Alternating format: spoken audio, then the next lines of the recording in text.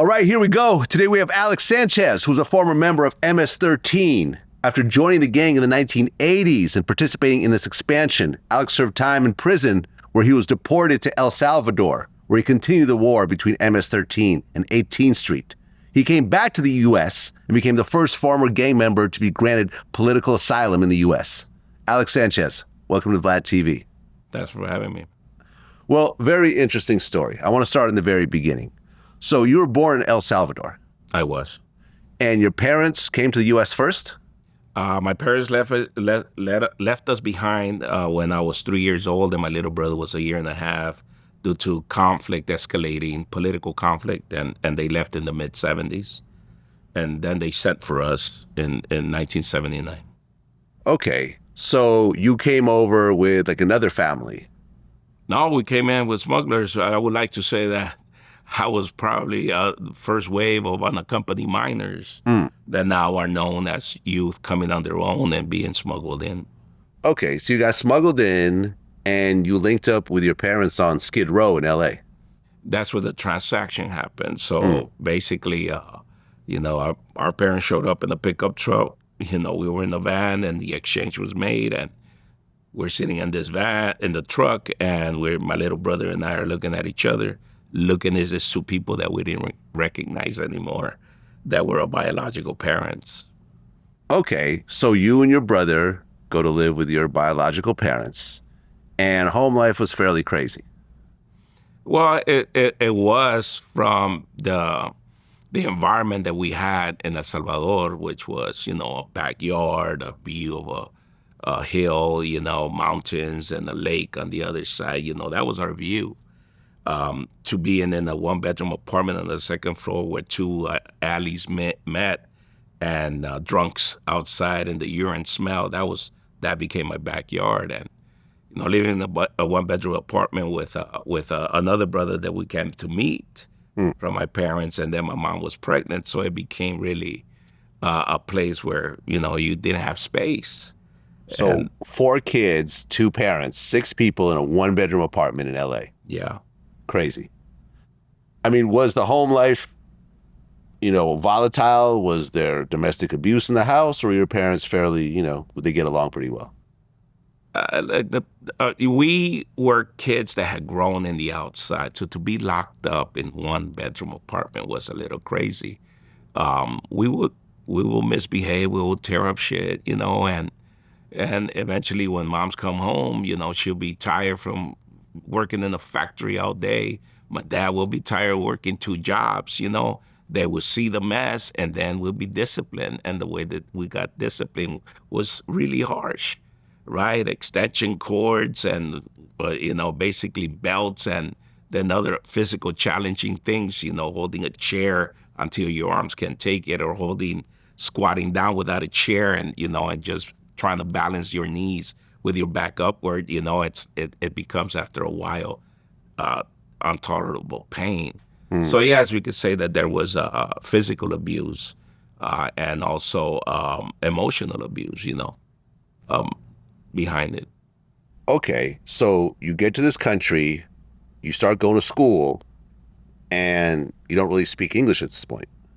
Right, like any other immigrant youth coming into this country, one of the first things that you realize is that once you are enrolled in schools, that basically becomes immediately, you become you are faced with the reality that you don't know how to communicate with people, and folks that know your same language are not there. They're on survival mode as well, so they don't want to help you out. They're trying to help themselves out.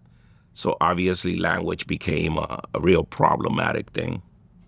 Well, right, because you're Salvadorian, but most of the kids are Mexican. Right. Yeah. So you're a minority, actually, at that point. Within the Latino community, yes, there's a lot of differences in regards to the Spanish slang.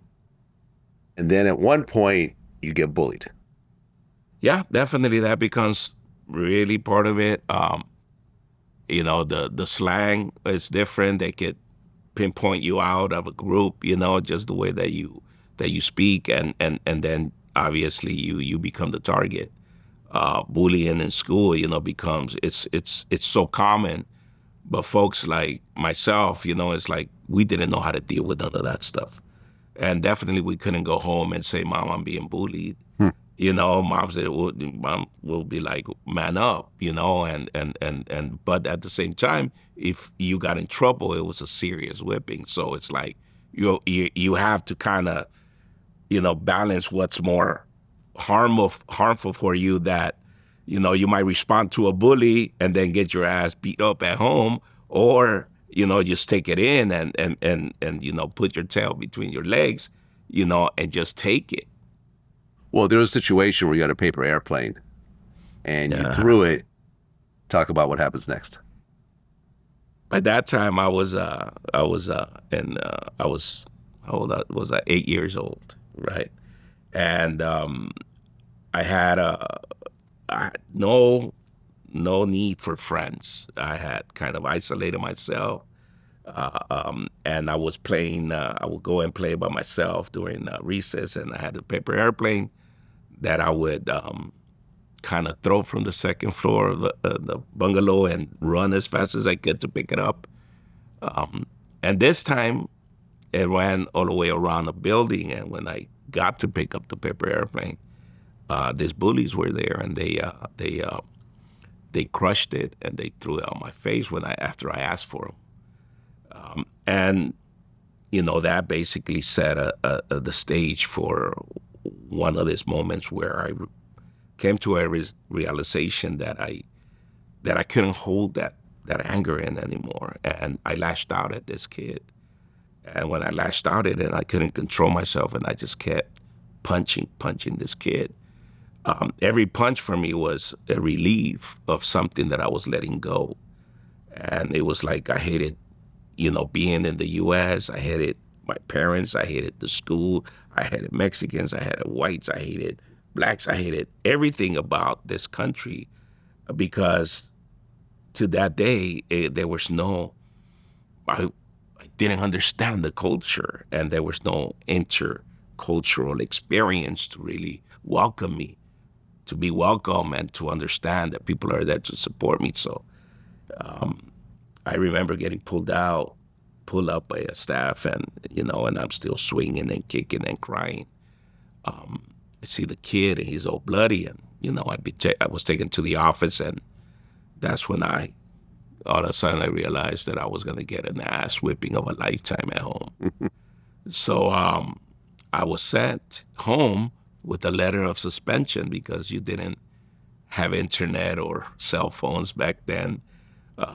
There was a phone, but nobody was picking up. Everybody was at work. So I decided not to let the family know. And I acted like if nothing happened. I didn't even tell my little brother in case he just slipped his mouth. The following day, I walked out like I went to school, went around the corner, came back home, waited for my dad to go to his second job, and I went up to the apartment and just started practicing the signature to see which one I could falsify the easiest, my mom's or dad's, and I decided that my dad was a little easier, and I acted like like I went back to school and turned around the block and came back around the time I usually came back, and I falsified the signature, and went to school the following day, and I was afraid that these bullies were really going to target me then. And what I realized was that all of a sudden you had all these kids that just wanted to be my friends and talk to me. And I was like, no, man, these kids were also bullied by these kids. And I just didn't want to make no friends. But I realized that moment, man, that I really felt good. I felt some type of release of this anger, that they gave me some empowerment, and I felt some ways that now I knew what to do to address anyone bullying me, anybody making me feel sad or uncomfortable, or put me down, right? All I had to do now was punch them in the mouth, and I will feel good about it, and that was the lesson that I learned on my own as an 8-year-old boy in 4th grade, to deal with these issues in school, because there was no interest by the school or staff to really understand what was happening with us. Well, you were 8 years old, so this is around 1980, right? It's that it was around 1980, 81. Okay, 80. and around that time, that's when MS-13 formed. Right. So were you part of the original MS-13 founders? No. Okay, so it was already around for a little was while? around. Okay, and MS-13 stands for? Mara Salvatrucha. Explain exactly what that means. So Mara it's a common word in Central America that means friends, colleagues, the crew, the crowd, your friends, and so on. So it was taken in this context of identifying this group of other Central American kids in the neighborhood, and especially around the Pico Union, Koreatown, Westlake. Unlike many of the experience that I went through during that period of trying to deal things on my own, I kind of started assimilating myself to the predominant culture, which was, the Spanish, Mexican. And I didn't use the accent, but I try to avoid using the accent of the Salvadorans to kind of mingle and just be in the mix without being targeted. For some of these individuals, what happened was that they decided not to assimilate the same way, and they decided to form a support kind of group for them to be able to deal with this rising bullying and targeting. And that's how they started to form what it became known as Mara Salvatrucha Stoners. MSS-13. Right? MSS-13, and the 13 was linked to, the Gothic number of Friday the 13th, kind of, the shock. And during that time, we had movies such as Jason, Friday the 13th, and so on. So that's what it was linked during that time. And the hand, sign was based on what many of them liked as music. It was the heavy metal scene. It's like I got calls all day yesterday about Ozzy Osbourne dying. Right. And I'm like, yeah, man, we grew up with him, and, Black Sabbath. And then, Ronnie James Dio was the one that was doing the signs in the concerts of the Devil's Horn, right? And that's how we adopted, or that sign was adopted to identify us in the neighborhood. Well, at one point, you officially joined MS-13, and you got jumped in. Yeah. Describe what that whole process is like. Well, after elementary, I started getting bussed out to the valley. I went to a school called Dixie Canyon in 6th grade. I started making friends with this group of youngsters that, like me, they were trying to survive, and some of them were linked, or their brothers were linked to gangs, or, they had problems too. And we all kind of like problem kids attracted each other. And I was kind of accepted into this little crew. They never asked me to get jumped in. They were from different areas, but they hung around together. They had been friends. And so by the time I went to middle school at Milliken Junior High in Sherman Oaks, that's where I was introduced to this Salvadoran by one of his cousins that was a friend of mine. And that's when I first heard that, he was a member of the Mara Salvatrucha Stoners. And when he spoke, because, I was introduced as another Salvadoran, he said, oh, yeah, so vos sos Salvadoreño, right, with the whole accent, right? And I was like looking around, like saying, hey, bro, don't use the accent, man.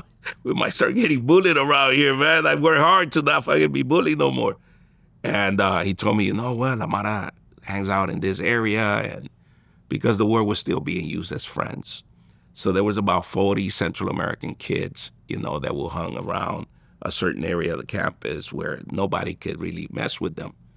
And that's how it was, Initially, I didn't want to, just change my friends and go with these guys, right? But eventually, I was walking on my own, and I seen this guy, and he called me over. He said, come on over, man. And he introduced me to all these other Central Americans.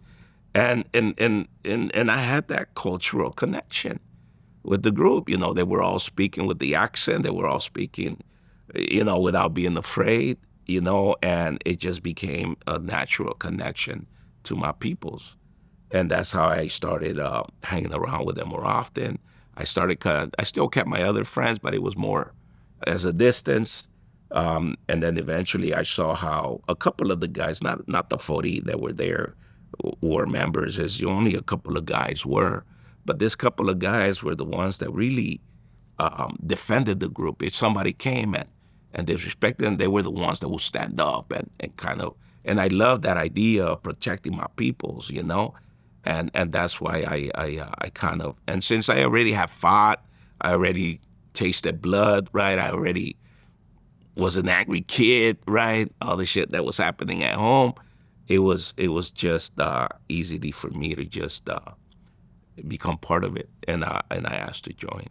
Right. You got jumped for 13 seconds. I did get jumped. It wasn't like 13 seconds during the time. It was just, you know, I fought one-on-one with one of the guys, you know, for a while, you know, until they stopped and he said, welcome. And, you know, and then I became part of it. And you know, initially it was all fun and games, and it was about being there. I felt proud of now being part of something. For the first time, I didn't want to go back to El Salvador, you know, and that's what led to one thing to another thing, you know. And I started meeting other members from the larger chapters that were there before mine. And this was the Normandy Locals clique? No, initially it was a new clique that had started by these guys in the valley that was local to Koreatown, that was called Carolina Locos. And then, but one of the members ended up getting shot.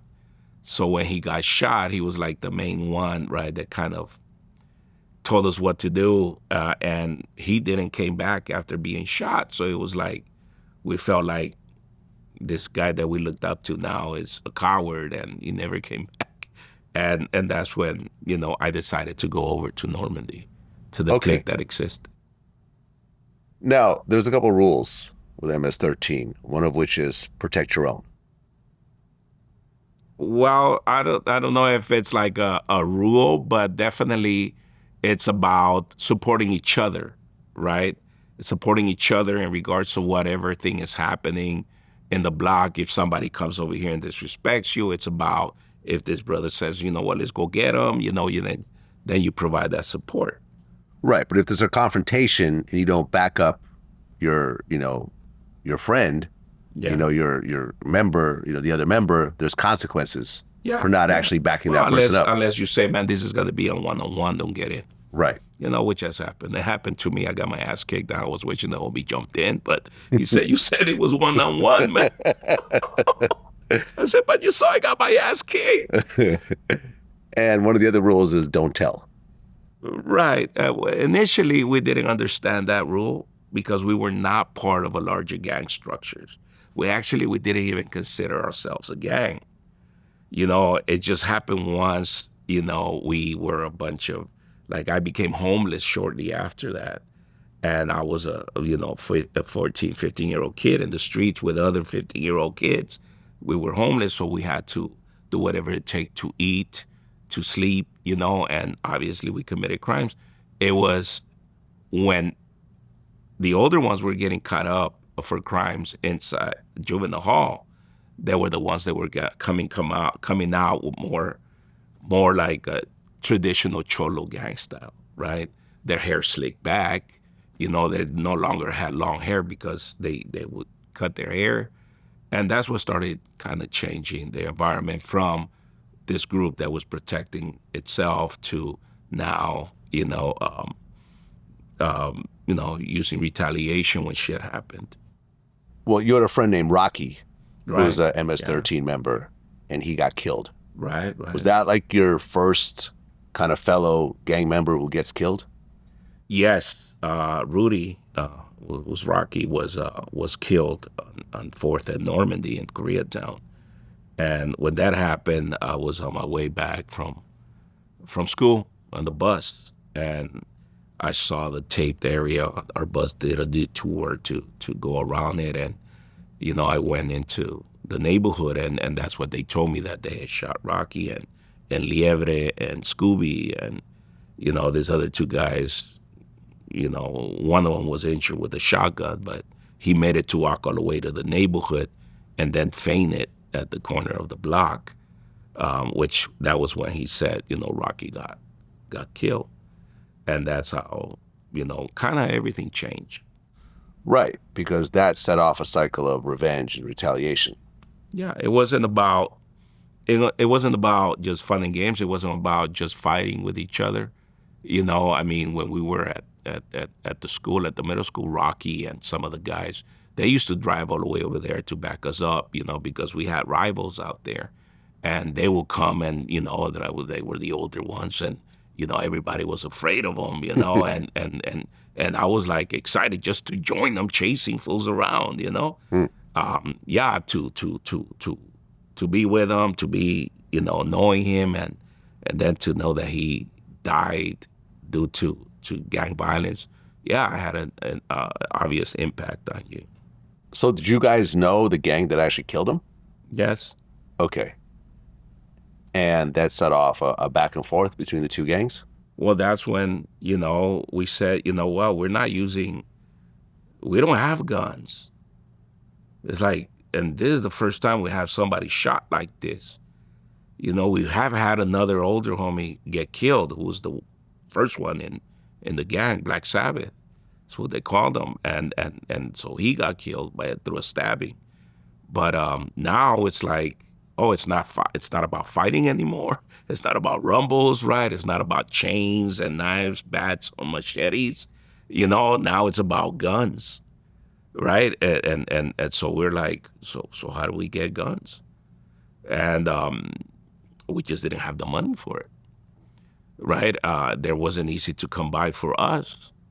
Other traditional gangs had ties with other gangs, and they were able to be at this for a lot longer. For us, it was something new. So, it was easy just to use one of the tools that we were known to use as a harvesting tool. To the cheapest tool or weapon you could find became the machete. And obviously that became really a symbol, that was horrific, to see somebody with long hair running after you with a machete. It's right after Friday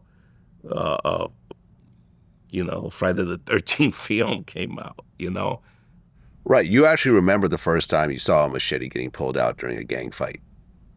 It was like 80 people in a park that started fighting each other. Well, yeah, it was at a park, a rumble after the school, and yeah, it was tough to see somebody's stomach being opened up,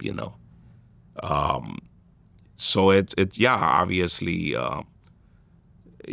gang violence became violent, and the gangs, or at least for us, it wasn't an environment anymore that it was all about just kicking it and trying to protect ourselves. It was about like, man, we're getting shot at, we're getting people killed, and what are we doing in return?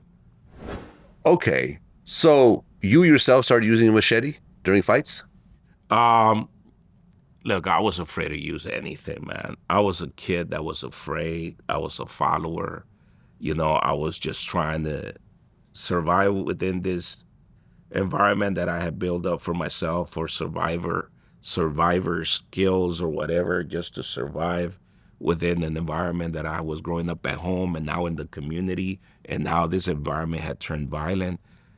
I was always been a kid that was afraid.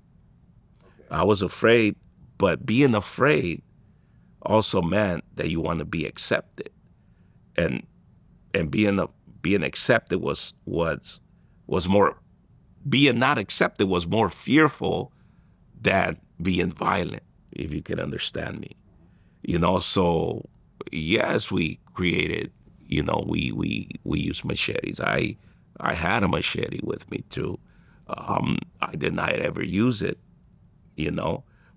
because just pulling out the machete, you could see people running, and I wasn't about to chase people down. It's like, but just the what it caused, the shock that it caused and the fear that it caused. Yeah.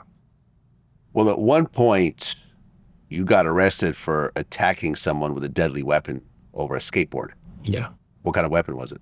I was a screwdriver. Screwdriver. Did you actually like stab him up with a screwdriver? Well, I tried. Tried. Yeah. So you got arrested and you did 9 months in juvenile hall. Yeah. What was different about that environment once you got in there? Was MS-13 deep in juvenile hall, or was it all Mexican gangs? I mean, all these other gangs couldn't even pronounce the name of the gang that I was now part of. They couldn't even pronounce it. It was not known. People just had never heard of it, right? So it was difficult. I mean, the first day I was there, yeah, man, I felt like afraid. I felt like I was missing. I thought about my brother, right? But as soon as I walked in, it was like, where you from? And it just became like, well, yeah, I got to represent where I'm from. And it was about fights. So there were rivals there. I did not have much support, of other homeboys of mine. But yeah, it was about, representing your neighborhood. It became a little warfare. And it wasn't like you had your support system, like 3 homies with you to fight, 1 or 3 other guys. It was just, you were on your own. So you needed to be, and the last thing that you wanted was to be labeled a punk, right? Because you didn't fight with somebody that confronted you. If you were not to fight, then you were considered a punk, and that would be the worst thing in the neighborhood, because the neighborhood would not take you back because you didn't fight for your own. Well, you get out, and then at age 17, you caught a gun charge. Right. And you got sent back to juvenile again. Now, what was different this time? Because now you're 17 years old. Well, that now I kind of knew the system. I knew that if I was charged as an adult, I was going to do less time. So I played it off like I was an adult, and they took me to the Hollywood Wilcox station, and they were going to send me. They sent me to court, and when I was in the court, they had run my prints, and the judge told me, Mr. Sanchez, you're a juvenile. Why do you want to get in an adult court? And go to the county and be charged as an adult? I said, because I'm gonna do last time, and they said no. And they sent me to juvenile. I was looking at 45 days as an adult, which means that I was probably going to do half time of that, like 24, 25 days. But going to juvenile hall, I ended up doing 12 months, 14 months actually. And I ended up back, kicked out of juvenile hall into the county jail. So I ended up coming out of the county jail. Well, the thing about MS-13 members, and I've heard this from a lot of, Latino gang members, was prison was not considered a bad thing. You guys actually wanted to go to prison to prove yourself. And you and your friend actually had a bet about which one of you would go to prison first. So you would actually try to get arrested? No, not try to get arrested, but we weren't fighting our cases. That time that we went to prison for the first time, I was 19, and I turned 19 inside, but we could have easily had a lesser charge if we would have fought it. It was a grand theft auto charge? Yeah. Right, you're Right. stealing a car, a joyride. basically. Oh, it was a joyride, Right. That's it? It was a joyride because we turned it back. But the problem was, or the issue was that, yes, there was this incentive for someone like us that had been in the gang to go to prison to gain credibility or stature within the gang, right? So for us, it wasn't like we were afraid of going into prison because juvenile hall already had conditioned us to fight all our enemies. So going into the county jail was not something that we were not used to the violence, right?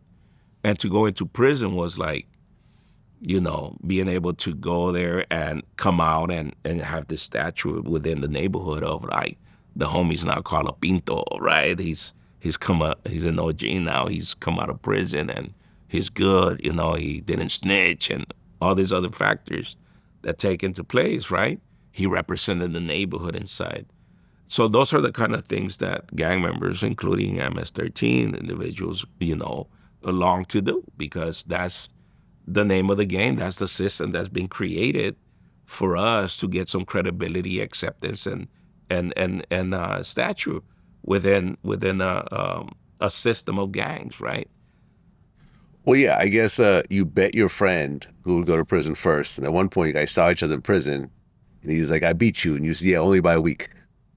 Yeah, my friend Richard, poor thing, man, he's in prison now in El Salvador, behind this state of exception down there. He wasn't even active anymore, man, and they just picked him up because he had a tattoo. But me and him, as kids, we did a bet. And we ended up getting arrested together for the crime. We both took a deal. And, when I showed up to prison and caught the chain, is what they call it, we get to prison, and I seen them. They got me in a one-man cell cage, and he was walking all handcuffed and stuff. And he looked at me and laughed. He said, "I beat you." And I was like, "Only for a week, fool."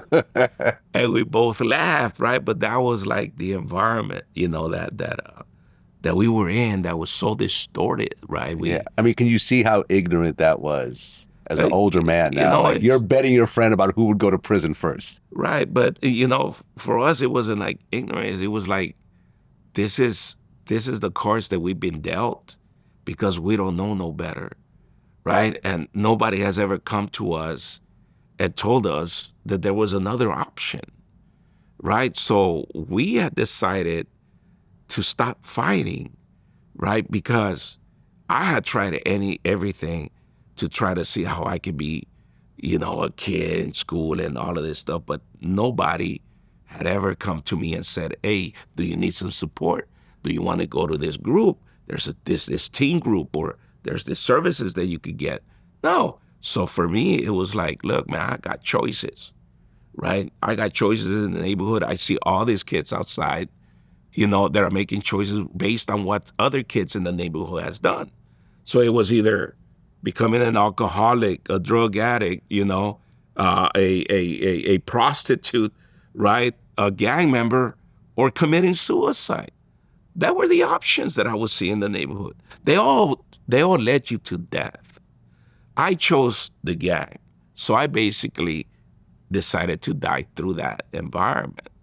So for me to look at this environment that we created and look at prison, death, and harm, and, people being hurt, and it was like, man, I'm dying, man. I've decided to die this way, because I don't know no better. Then we keep on that track until we either die, go to prison for life, in our case, get deported, and many of our immigrants, right?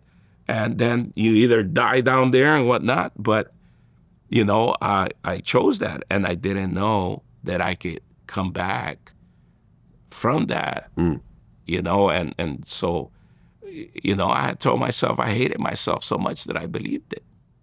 Yeah, I mean, you said that the gang kind of created a belief system where you got to die or kill for those letters and numbers. Right.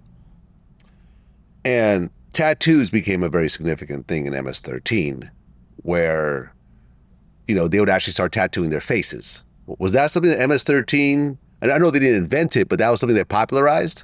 Not necessarily. Most of my friends did not have tattoos on their face. Even the older ones my age still don't have tattoos on their face. Right. But it was the younger generations, that started coming in later. Right. That felt like, obviously they would see our tattoos because we had tattoos.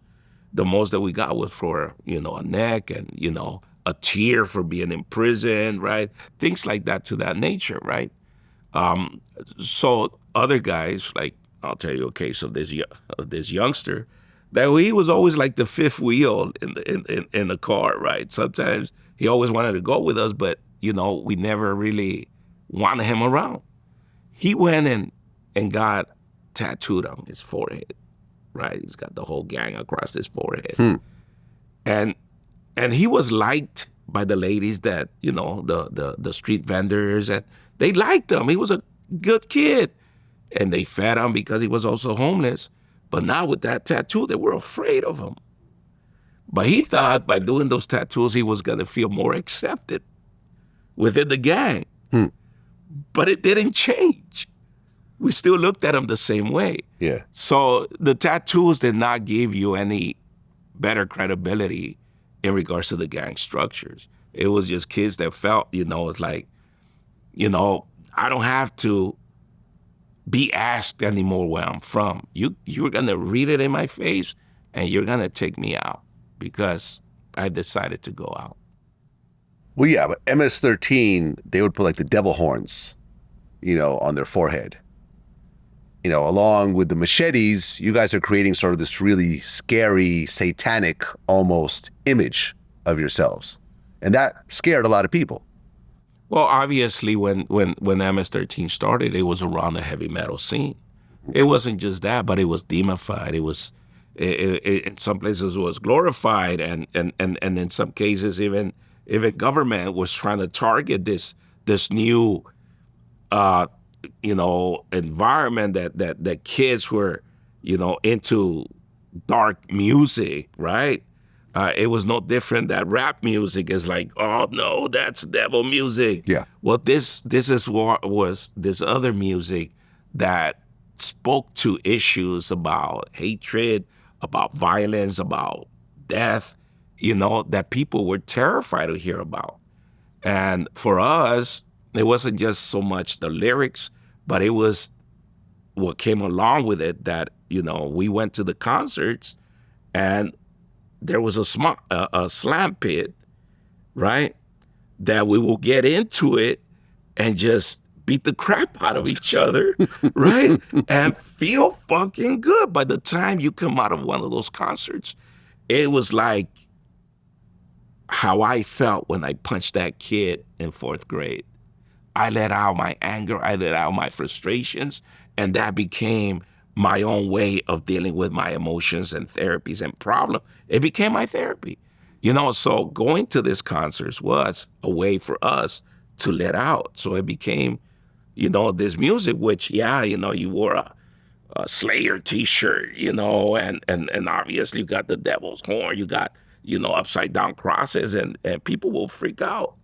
Well, but it was happening everywhere. Right. But it's one thing to wear a t-shirt. It's another thing to have devil horns tattooed on your forehead. Well, obviously, MS-13 was not the first one or the last one that did that, but because of the sign that we had was the devil's horn, right? Yeah. The hand signs, that became a symbol of, putting the horns, putting the hand, the pentagram and stuff like that, that kind of symbolizes the devil's horn. Well, originally MS-13 and 18th Street were friendly because 18th Street allowed Salvadorians to join, which is one of the only gangs that allowed that because the other gangs were all Mexicans. But then a situation happened, and this is sort of fuzzy because, one account says that it was over a fight over a girl in 1989 where an MS-13 member was killed and created a whole cycle. I think you talked about a situation where Shaggy got killed. Yeah. Is that the same situation or? Yeah, but it happened in 92. What do you mean?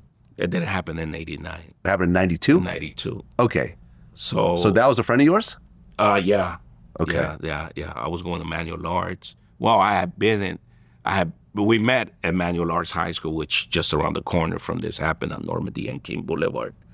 And, obviously this fight took place and then somebody came back with a weapon and Shaggy got killed.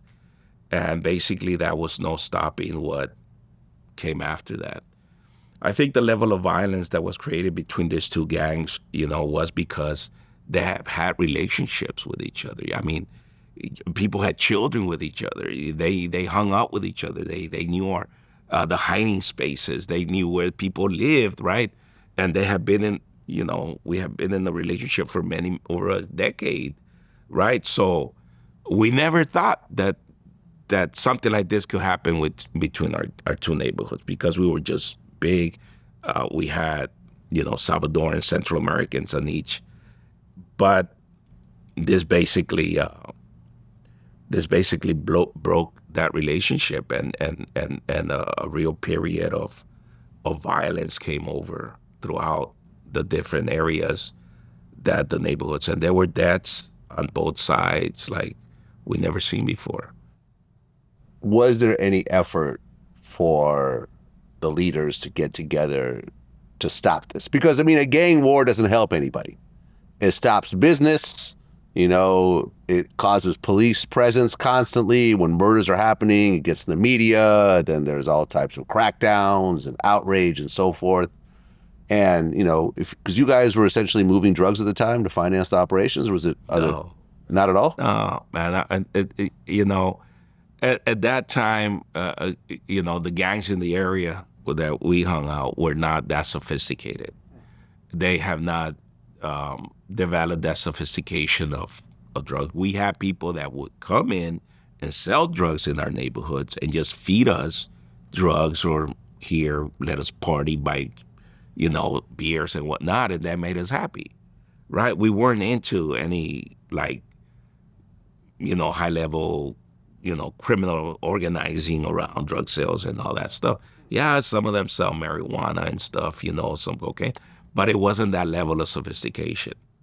Right, but what about robbing drug dealers and so forth? Well, that also became an issue, right? But it would be a low level, right? It didn't produce this $100,000, $50,000, $20,000 that you were going after. Yeah, it was just something that will help you throughout the day, party and use drugs. So what did happen was that gang injunctions came into play.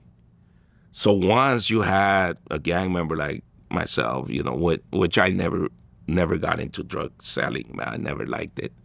I never liked chasing cars for a dime bag and shit. But you had gang members that were actually making, a profit or, being able to get food for themselves and, drugs or whatever, right? They weren't selling these drugs to become rich, But what happened was that once these gang injunctions came into play, gang members couldn't be in the streets anymore because they would be targeted just because they were gang members.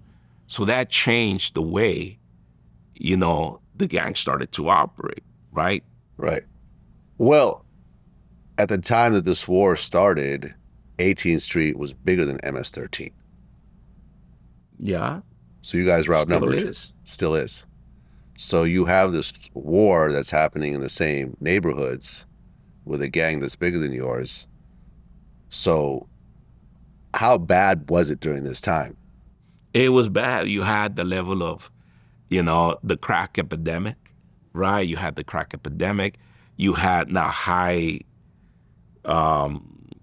intensity weapons coming in, the AK-47, the Uzis, right? All this military equipment that was just basically thrown into our communities.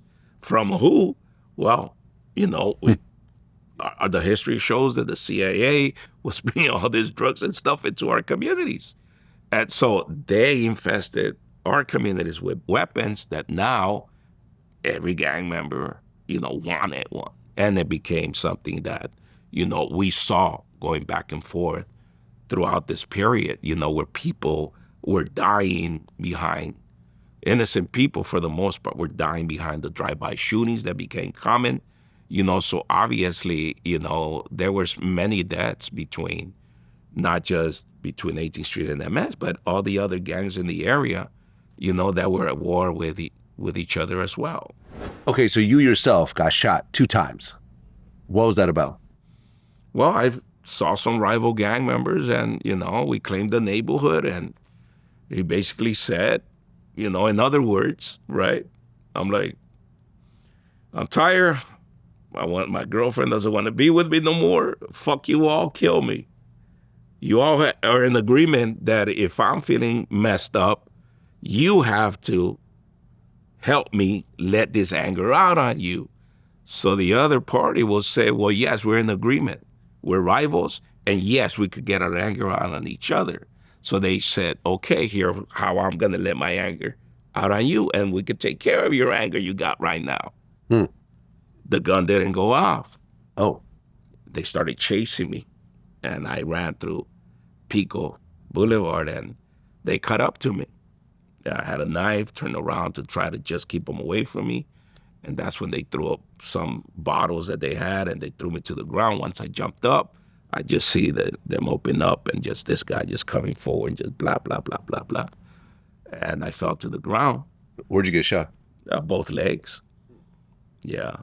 And, you know, I got up, and I screamed at him, and I said, you didn't kill me, motherfucker. Wow. You know, and I caught myself saying those things, you know, it's like, because I was angry, you know, so you know, the police came and they took me to the hospital. Okay. And well, in a shooting, the police will say who shot you. But Yeah. because you're MS-13, you can't Well, cooperate. I didn't know who shot me. But you weren't trying to look at a lineup or cooperate or anything. No, man. In the gang world, man, we know what we get into, and we have this silent agreement, man. Yeah. That I just explained. You know, the silent agreement that we could fight each other. We have the same characteristics. We hate ourselves, and we let out our anger out on each other. You know, it doesn't take much, you know, and there's an agreement that we don't involve nobody else. No police officers, none of that in this world that we live in. So no, I did not let them know who it was. Did you ever see the guys who shot you again? Actually, I did in '89. I saw one, but he was behind in another cell in the county, and so I wasn't able to get to him. You got shot a second time, though. Yeah. What was that situation about? It's some guy that just came and shot into a crowd, and I got hit. And I fell back. I thought that you know, that I had 2 bullets in my stomach, and I thought that this was another bullet as well. And I fell back, and they took off, and then some of my friends grabbed me, and they put me in a car, and they were taking me to the hospital. And I thought I was a gunner, but I'm also thinking, well, I got hit twice in the stomach, and you know, I didn't fall. Like, what the fuck? And they took me, and, you know, they asked me, can you walk? And I said, yeah, because, you know, we know that if I was to die when they would take me to the hospital, they could be charged for murder. So they left me at, you know, like a few yards away, and I got out and I walked to the emergency room, and, you know, I said, I got shot. And they put me on a table or a gurney, and, you know, they started touching me, and then and that's, you know, they put this flush in me, and then I saw that it went in and it came out, so the bullet went through my stomach right here. That it had no organs or nothing, and then the other bullet got here, and it was stuck on my elbow. You know, so, but that was part of the game, man. You know. Well, in 1992, you pled guilty to gun possession. Yes. And you got sent back to prison again. Right. Now, the next year, there was a truce that was called amongst all the Latino gangs. Mm-hmm. So that included you guys as well. Right. So was the truce in prison or on the street? It was basically everywhere. It was about, you know, stopping the drive-by shootings. You know, that was a mandate. It was like, man, we gotta stop this drive-by. Too many innocent people were dying. A year before, it was the Crips and Bloods that did the Watts truce, right. And that was basically kind of the spirit of this Latino, and there were other issues that happened, but that basically gave us an opportunity to actually communicate with other gang members around the neighborhoods, you know, that we have been at war with, and reduce violence and it's never been as high if it was in 92. Again, first time that LAPD or politicians could not take credit for reducing violence. But it set a series of policies in place that started locking up the leadership, such as 3 strikes, Proposition 21, being charged a juvenile as young as 14 as an adult, right? So you had all these bills that came in that kind of dismantle this relationship that we have built with the gangs, because, and then, that basically kind of just things went back to the rivalry, but it has never gone back to the levels of crime. And to this day, drive-by shootings are still banned. Well, 1994, I guess at the end of your prison term, you end up getting deported back to El Salvador. Actually, I fought my case this time. For the first time ever, I got arrested for a parole violation, and I fought my case, and I actually won. I only did 8 months. And this time I wanted to stay, right? All the other time I was like, I'm tired of this violence. I'm tired of all of this that's taking place. I wish I could just go out and build a life for myself, and I couldn't, because I was stuck in this cycle of violence. And this time I had a baby that was just born. And I wanted to meet him because Moms was also part of the gang, and she had warrants out for herself as well. So, she couldn't bring my baby to see me.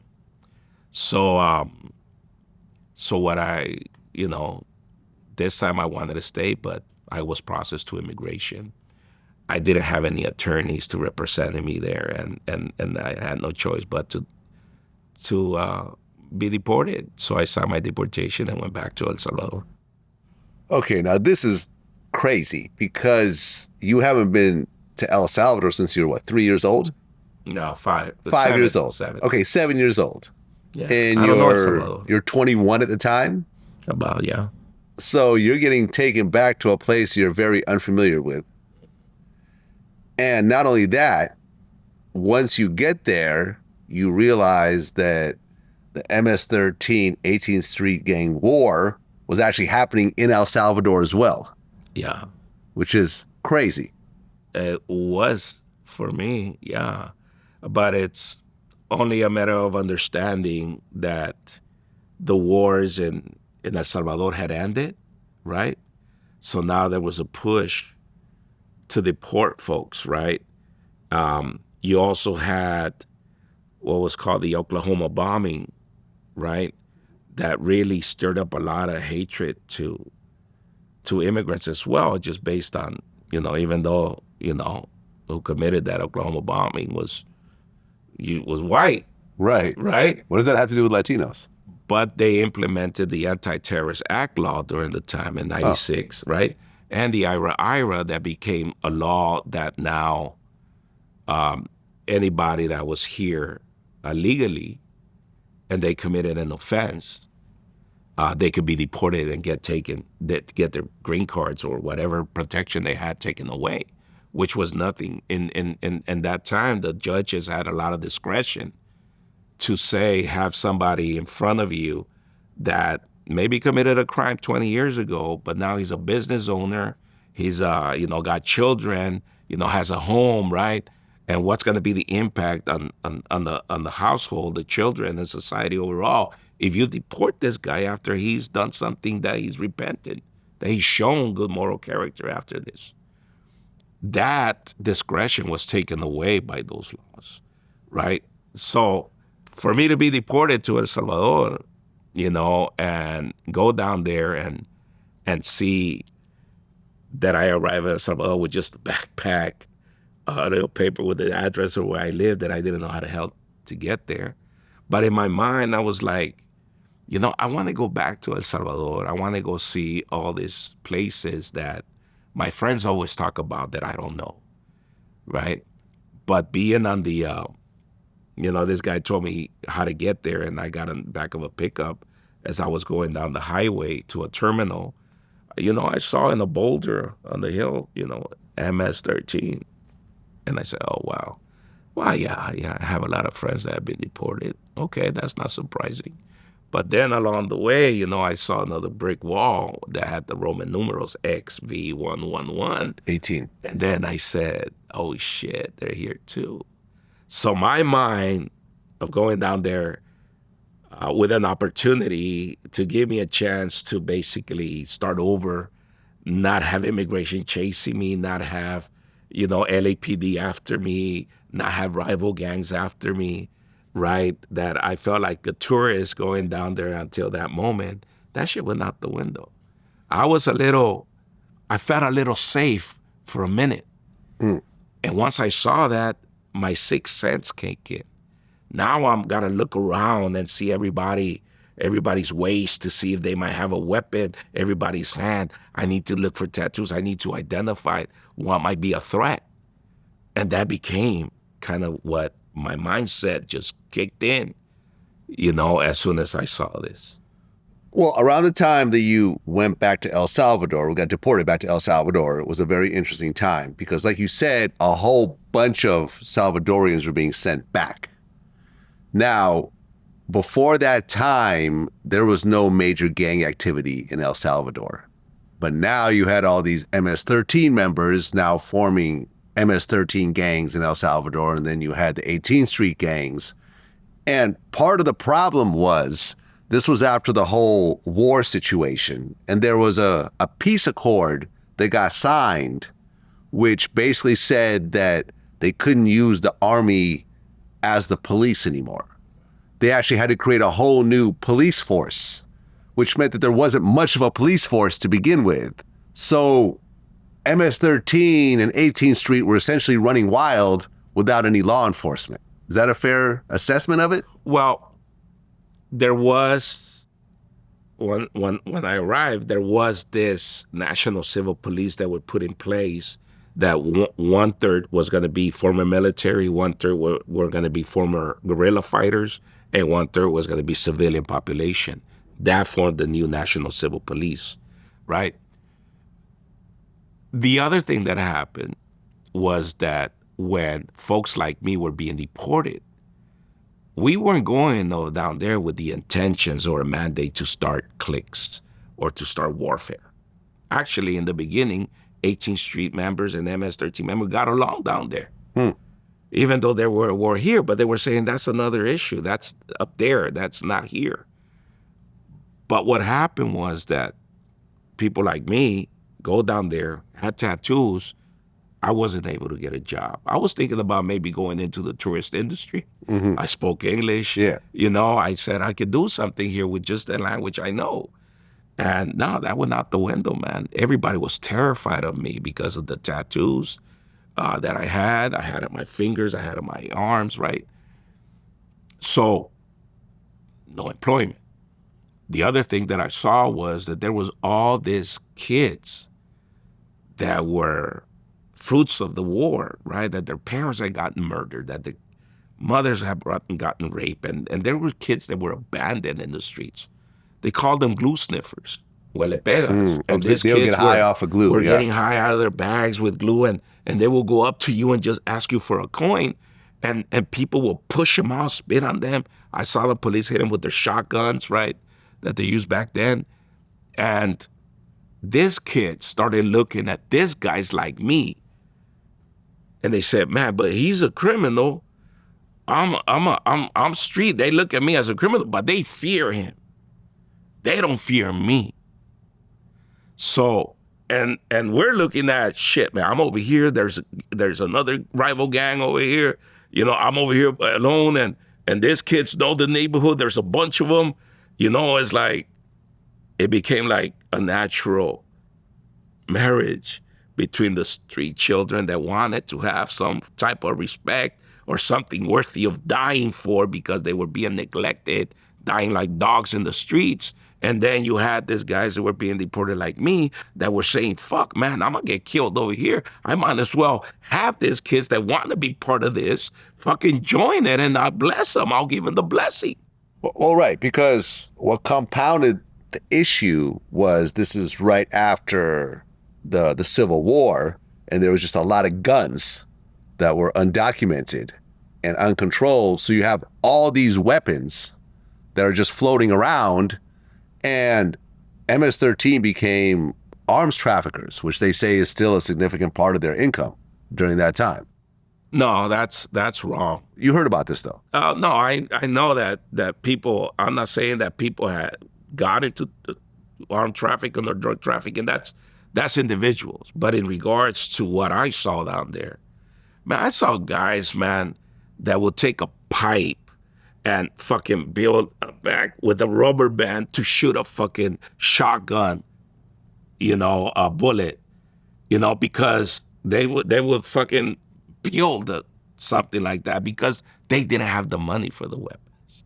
Nobody had the monies for the weapons. Okay. And gang members being deported did not have money either, right? So there was not an influx of funding, and weapons were around, but there was so much crime happening by other folks, right, that were more established and that had organized bands, that they called it, that were doing organized crime. Gang members were not doing. The gang members became the same shit, and the reasons why they started here was the same issues that started down there. So they weren't into organized crime. But the fact that more killings started happening, right, and then people started seeing that they could use gangs, right, to do crimes, right, then that's how money started flowing in. And it wasn't everyone, because nobody ate. These guys, some of the gang members will send these kids to go out and ask for coins, man. By the end of the day, they collected all the coins and bought food, man. I saw this with my eyes, man. Yeah. What started happening later was that, some people started using gangs, and they will hire them to do crimes, right? So, and then that's in further years, right? We started realizing that even the political parties started funding gangs, right? So a system was established in which gangs similar to here, because you have people that came up to me in the neighborhoods here in Los Angeles that were willing to pay me money to go and commit a crime, right? So people have always used gangs for their personal gain. So El Salvador was no different. Well, right, because here you are in El Salvador, you're MS-13, and there is a conflict with 18th Street. So you have, a clique of guys that are with you, and at one point you actually get a couple grenades. Yeah. And you're giving it to the little homies, basically. Okay, you guys handle the grenades because they're used to actually handling. Well, one was in the military. Yeah, that's what I'm saying. One happened the guerrilla fighter, right? So they're used to handling this type of firepower. I never used this shit, man. I'm gonna blow myself up just touching it. Look, man, the reason that happened. Did they ever actually use those grenades? No. Okay. No.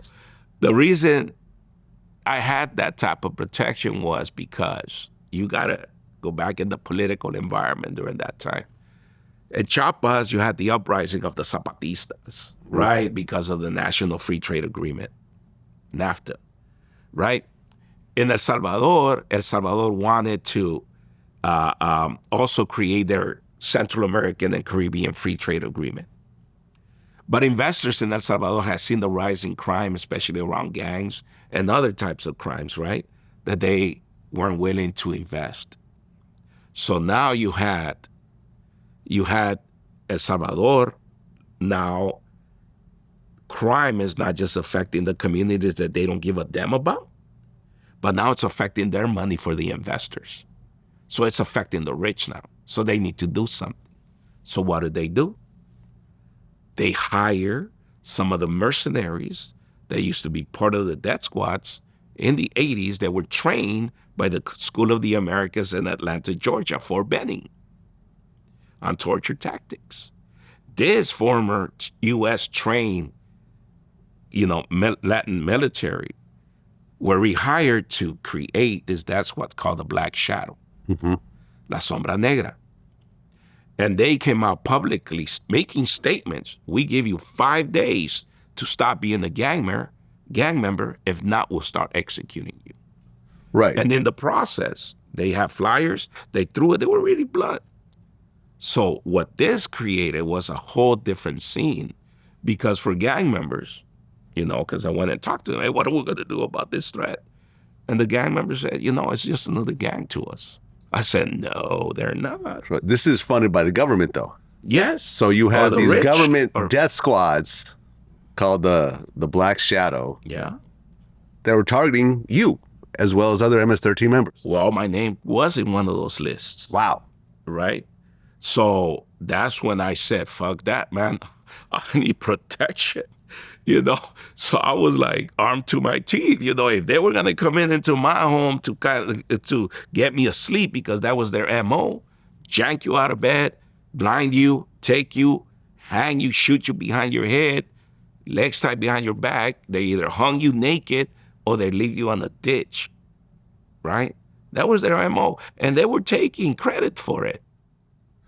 Well, did you know who Ernesto Deras is? Ernesto Deras, yes. Did you know him personally? Yes. So they say that Ernesto Deras basically turned MS-13 into more of a traditional criminal enterprise in El Salvador. Now, Deras was a former Salvadorian Special Forces member who was trained in Panama by the United States Green Berets. And he basically used his military training to sort of set up the logistics of MS-13 and turn it into a major entity in El Salvador. That's not true. Okay, you've heard the story, though. That's not true. You knew him personally, though. Yes, I know. Is he still alive? He was. Yeah, he's recently is fighting deportation. Okay. And this brother, was in the military. He did take part of what the military asked him to do. And he served his time. He came up here. He didn't start nothing down there. It was here that he got involved in the gangs. Oh, okay. It was out here. It was here. Oh, okay. But he's from El Salvador. Okay, Yeah, got it. He came over here. It was here that he got involved in the gangs, and he never had that leadership like that. He was known within the neighborhood. He started working for it during the 94, 93 truces. He also started getting involved in the valley with those truces out there. And from then on, he became a Christian and was living that life, trying to also help his community that he left behind. Okay, so you're in El Salvador, you're at war with 18th Street, and also being targeted by the Black Shadows. So you decide to come back to the U.S. in 1995. Yes. But as you're getting ready to cross the border, you get kidnapped. One of the times that I tried to cross it. Okay, into Mexico. By the Mexican federales? And yes, I got the group that I was with on the third time that we were trying to cross. That's when they got us out of a bus. We were going from Oaxaca to Acapulco, and they stopped the bus and got us all down, and they wanted money, and they didn't want the little bit of money that we had. So they took us all and locked us up in a room in a motel, all of us. How many people? It was probably about 20 people. 20 people are locked up in a motel by the Mexican police. Yeah, federales. Right. It's funny. I've told the story a couple of times. The only time I've ever gotten robbed was in Mexico by the police. Okay. And once it was happening, I said, I can't do anything about this. What I'm going to do, go complain to the police? Exactly. I just had to, they took like $300 from me and then, drove off. Yeah. So what happened with this whole kidnapping situation? How'd you get free? Well, for some reason that I still don't know, this chief of the municipality there decided to appoint me the key person to be able to do the errands. He also assigned me to go and call people and let them know to send the money. Oh. So he would take me to the police station to make the calls from the In the police station. That's so crazy. To the family, I would tell the family, look, I'm also a victim here. And, you know, they want this money before for all of us to be released and continue our trip. And then I also was the one that would go out and purchase some food from the local market. So I befriended the lady at the market. How long did this go on for until everyone was free? It was probably about 2 weeks. Damn. Yeah. And the chief came over and he said, just 2 days before we escaped, he said, look, I got to go to the Capitol, and I'm going to leave this individual in charge. We already had one group send in the money, so he had let one group go. But the coyote I was with, I had sent the money. My family had sent it, right? And he said, Alex, I need you to help me out, man, and guide the other half of the group. I know you could do it. There's nobody else that I could trust from the group. And I was like, fuck, all right, man. I'm going to get a discount out of this shit, man. Right? And so I went and a ransom discount. So crazy. So I told this guy, the chief left, and this guy, you know, obviously was coming around. We always had a guard, one of their officers there. We would open up and let him know, yeah, I'm gonna go out for some food. He would like just nod his head and let me go. I was the only one that could go out. So I befriended this lady in the market that asked me one day, you're not from around here, huh? I said, no. She said, are you at the motel? I said, yeah. I mean, I see you buying a lot of food all the time. Yeah, you know. And I was hesitant to say anything more, right? But she said, I know. They do that with a lot of immigrants. And I'm like, wow. And I just, you know, opened up to her and I say, yeah, you know, half of our group already left and they're waiting for the other group. And she said, okay, I'll give you some extra stuff for you guys. I said, okay, thanks. So I went over. I didn't see the guard there, right? So then I came back and you know, got in and I told them, you know, hey, they gave us extra food. The following day, I got out, opened the door, and the guard was not there. So I went to the market and I asked the lady, you know what, will you be willing to help us out? And she said, what do you mean? It's like the terminal for the buses was across the street from the hotel. I said, can you buy us the passes to take off from here to Acapulco? And she said, oh, I don't know. I don't want to get involved like that. Look, we'll give you the money. We'll give you the money and we'll trust you. So, you know, I went back and I talked to the rest of the folks. I told them, man, cough up the money, man. So they all gave me the money and I went back and I told the lady, here's the money, please, right? And she actually did. She agreed. So I already kind of like, the coyote had schooled me really quick.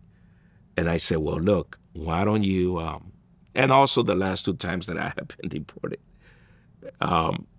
from Mexico, I said, tell the bus to stop away from the terminal at least 2 blocks. And we'll be all waiting there. And she gave me the time and everything. And I came back, the guard wasn't there. And we had 2 hours, right, for the tickets. And I told the people, hey, it's either now or never. Let's go. So yeah, in little groups, we went out, right? And we ended up hiding in some bushes. And we were just hoping that the lady, you know, well, I had the tickets. We were hoping that the bus showed up. And the bus showed up. And we came out of the bushes. We all went in there. And we're shitting bricks on the way to Acapulco, man. I was like, man, if they find out we're not in the hotel, they're gonna fucking track us down like they did before. And they did it, man. So once we got to Acapulco, I told the driver, can you stop 2 blocks before the terminal? Right? And then, yeah, he did. So we all got off. I had the number of the coyote. And I was able to call him. And I said, man, everybody's here, man. And he fucking brought some cars and picked us up and took us to a motel. Yeah, man. Yeah, that happened, man. Like that. Okay, so you eventually make it back to Los Angeles. Yeah, it wasn't easy, man, as that, because we, from Acapulco, we took off to Matamoros and to cross the border into Brownsville, Texas. And crossing the border wasn't difficult. You know, it was crossing the roadblocks that they had in the highway. And we needed to walk around the checkpoints, right, around like a mile in and then a mile around, and you know, to be secure. And we ended up finding out that they had put 2 roadblocks, 2 checkpoints now of inspection. So now we had to walk like 3 or 4 times as much. And in the summer heat of Texas, we ran out of water, we ran out of food, and we couldn't walk during the daytime, so we had to be in the shade, and we walked during night. So it took us a while. And I remember one day, man, that I was like exhausted. We found this pond, man-made pond, you know, and the water was full of fungus and green. And we all had the empty water bottles because we didn't drop them. We carried them just in hopes to find water.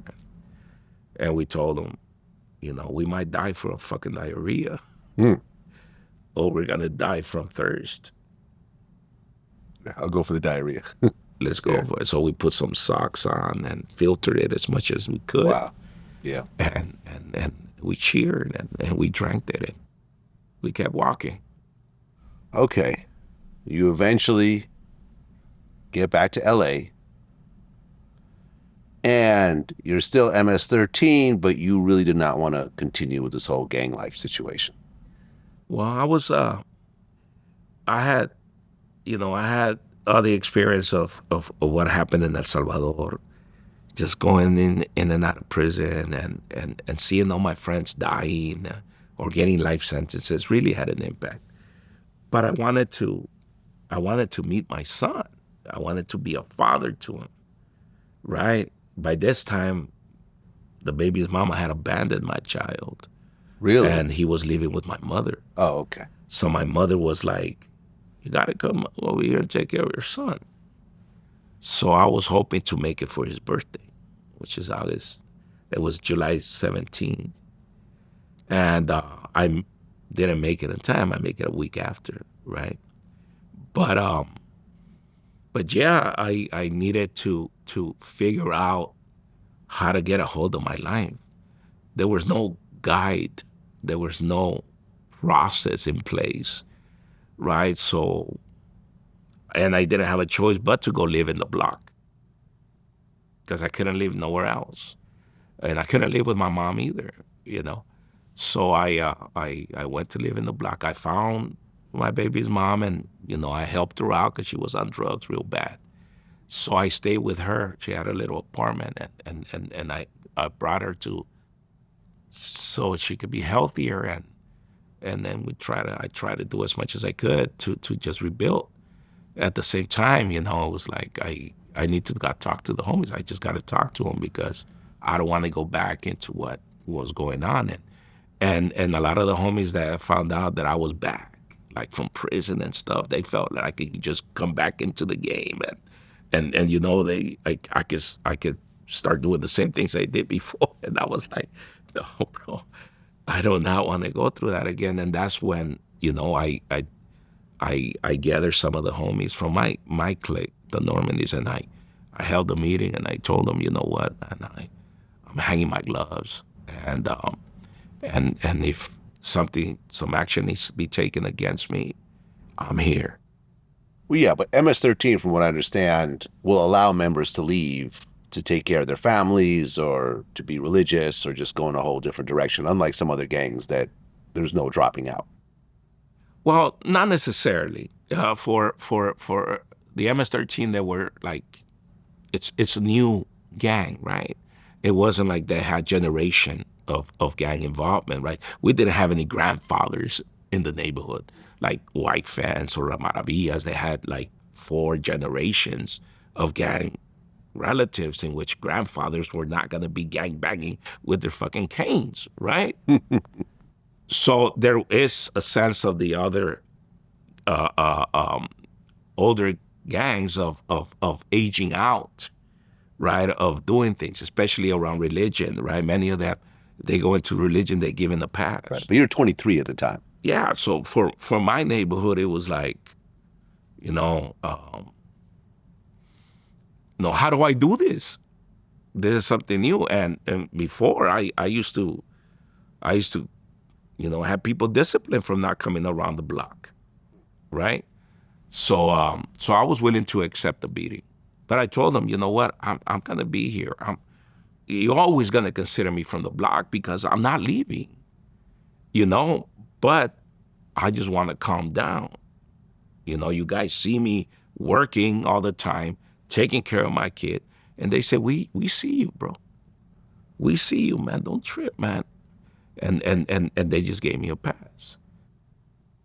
Well, that next year, in 1996, Homies Unidos was founded in El Salvador. Right. And the next year, you actually founded Homies Unidos in Los Angeles. Yeah, something like that. Something like that. And this is essentially a nonprofit that helps gang members and former gang members. Right. So now you start working on this nonprofit to try to get people rehabilitated and so forth. And you also start, systems where you help them remove gang tattoos and everything else like that. But in the process of doing this, you start having beef with LAPD's Rampart Division. Where did the problem start? Well, the problem started in the way that LAPD found out that a local church was given a space, right, to have meetings with an actress by the name of Ann Cusack. Had brought her program that was called Arts Expand, brought their facilitators to help us in guiding the group in some art activities. So basically what I did was just gather the homies and let's go eat and let's have some fun. And that's what I was doing. So once LAPD found out that, I was taking all these homies to the church on a Thursday evening, they started harassing us. They're trying to find out what it was that we're doing. They were stopping the little youngsters to ask, what is Alex doing with you guys, right? And trying to they went and they asked the church to give them permission to eavesdrop in our conversations in the meetings. And the church said, no, this is a sanctuary place, man. This is a church. We're not gonna let you. We know what they're doing down there. We gave them permission to be there. We're not gonna let you go in there. So even the pastor at the time, Frank Elton, used to come outside of the church to wait for us to try to kind of facilitate, LAPD from messing with us. And that's how it became a sort of a problem in which, one of our youngsters was arrested for murder. And when we found out what time the murder took place, there was no way that he could have done it because he was with us at the church in the basement with us during the time that took place. But LAPD had witnesses that pointed him out of a six-pack, right? Pointed his picture out. And that's where I was asked by the family, hey, can you be the alibi? for him, since he was with you. Well, he was with me and all these other people. They can all be alibis. Yeah, but you're the main one.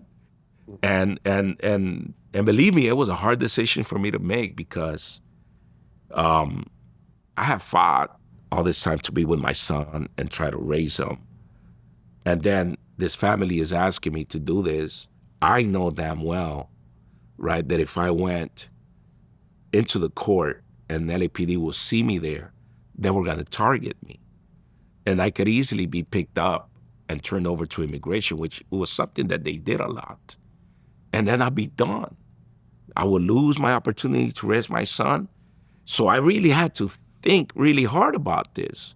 But ultimately, I felt responsible because I started this organization that led to this harassment that had not been there before to that level. So I showed up to court with a tie, which I refused to wear ties for many, many years because my mom turned Jehovah's Witness a year after we got to the United States. And believe me, it wasn't a good thing for me, you know, so I was always refusing to wear a tie. And I showed up with a tie, with a nice dress shirt, right? And yeah, the officers clowned me. They say, man, if you dress like that every day, we wouldn't have a need to stop you, Alex. And I'm like, don't talk to me, man. I'm not in your team.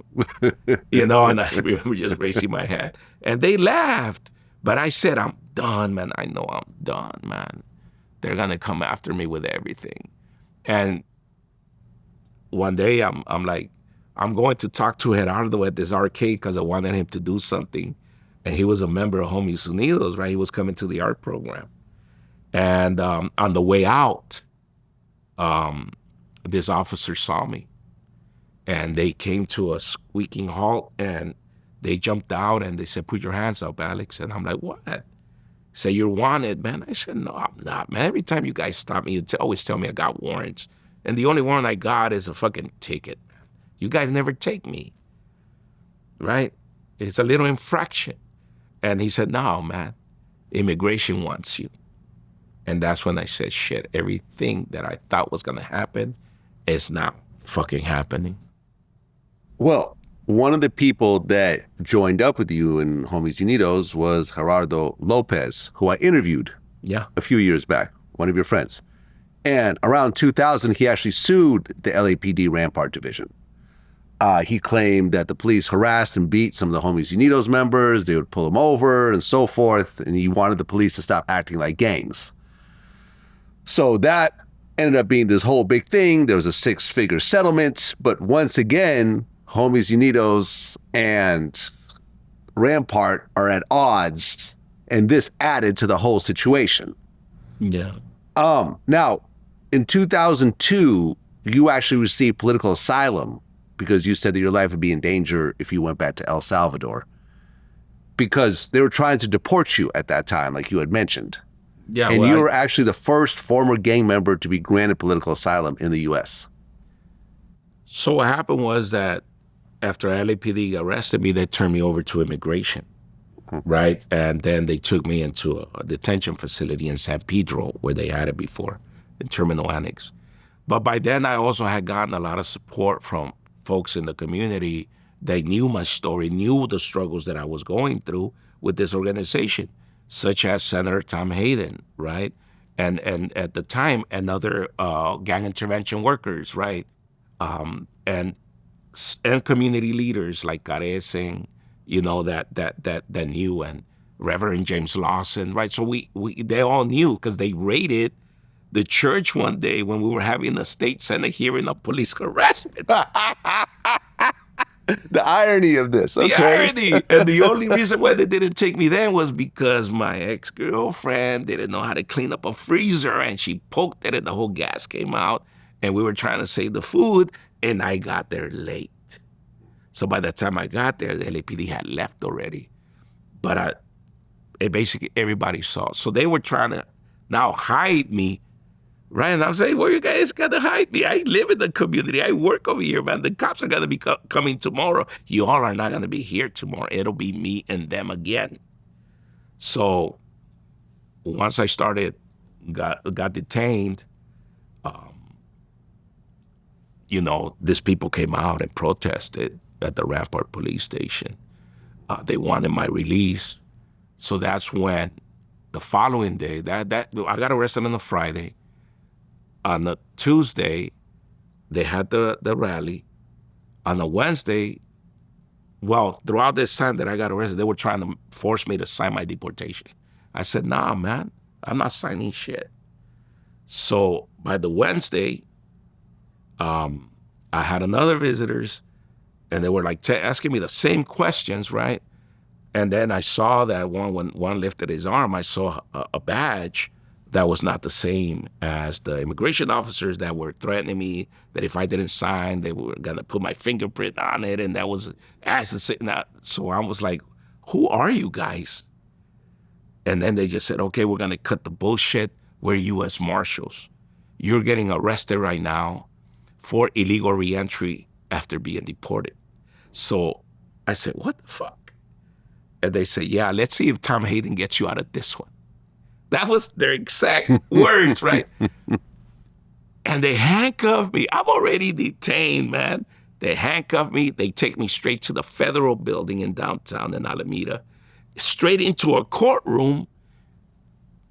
And they tell me, "You know what? The prosecutor is in good spirit right now.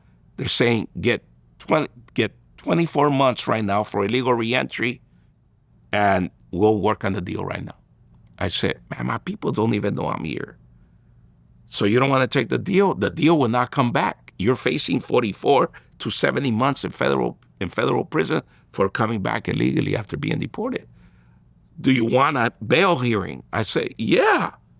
So by the time that Friday came, I had a bail hearing. And the same attorney that came to me that day telling me to take this 24 months said, "Why would a state senator be here for you?" And I said, "Why didn't you ask him?" And she said, "You know what, Mr. Sanchez?" It was all of a sudden, "Mr. Sanchez, we're going to get you out of this one." And I'm like, wow. I said, "Okay." So I walked into the courtroom. There was media all over, right? My family was there. I sat next to Tom Hayden, and Tom Hayden leans over to me and says, "You know what I'm doing, right, Alex?" I said, "Yeah, Tom, I know what you're doing." And he looks at me again and says, "No, do you know what I'm doing?" I said, "Tom, where the fuck am I going to flee to? El Salvador? They want to kill me down there unless you get me to Cuba, but I'm going to need you to get me to Cuba." It's like, where the hell am I going to go? The community know I'm not a threat. I said, "Okay." He said, "Okay." And then he bonded me out on a $50,000 bond. So I was walking out that day, later that night, and once I went through this door, there were two other officers on the other side, and they said, "Mr. Sanchez?" I said, "Yeah, you're getting arrested. This is immigration." So immigration takes me. I'm being bonded out, and now immigration takes me.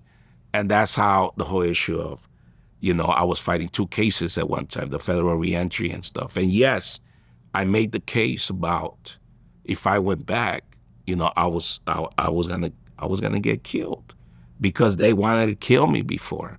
And now, not only would they want to kill me now because what I represented before, but also because of what I represented now, which as I had become an activist. I had become somebody that was advocating for reform and all this other stuff, right?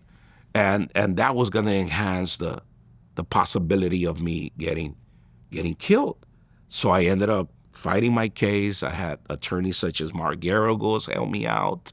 I had like a dream team of experts that came in, to testify on my behalf. We had a Supreme Court Justice of El Salvador came from El Salvador to testify on my behalf. A chief of police from El Salvador came and said that he was not going to be able to protect me. So it was like the dream team of a defense in an immigration courtroom that nobody had ever had the money to be able to put something like that, including me. Right. I mean, Mark Garagos represented Michael Jackson. Exactly, man. He ended up representing Chris Brown. Exactly. I mean, this is Colin Kaepernick. This is pretty much as big as it gets. Yes. So the Menendez brothers. Like, it keeps going. I know it keeps going, So, I'm blessed, but I'm in detention, man.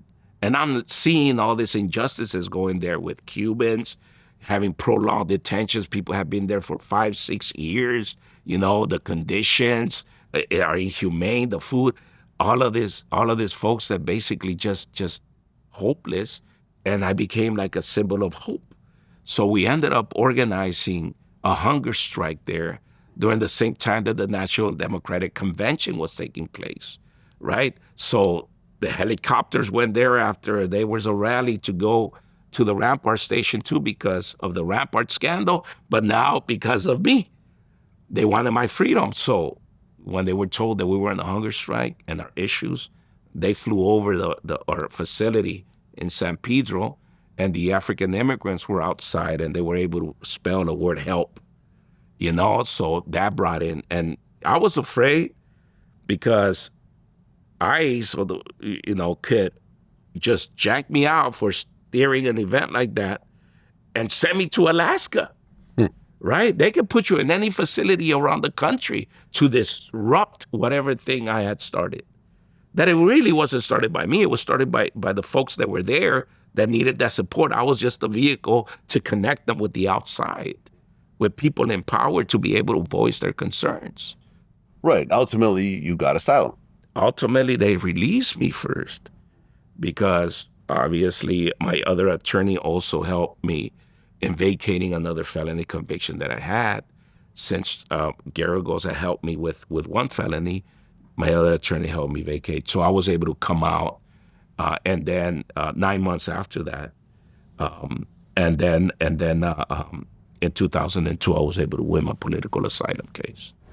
Well, you get asylum in 2002, but then in 2004, MS-13 starts getting international attention. So in Honduras, the Honduran government was proposing a restoration of the death penalty.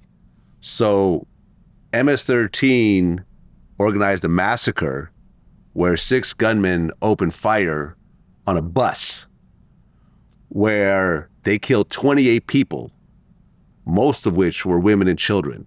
So as they're opening fire on the bus, another MS-13 member went into the bus and just started executing people.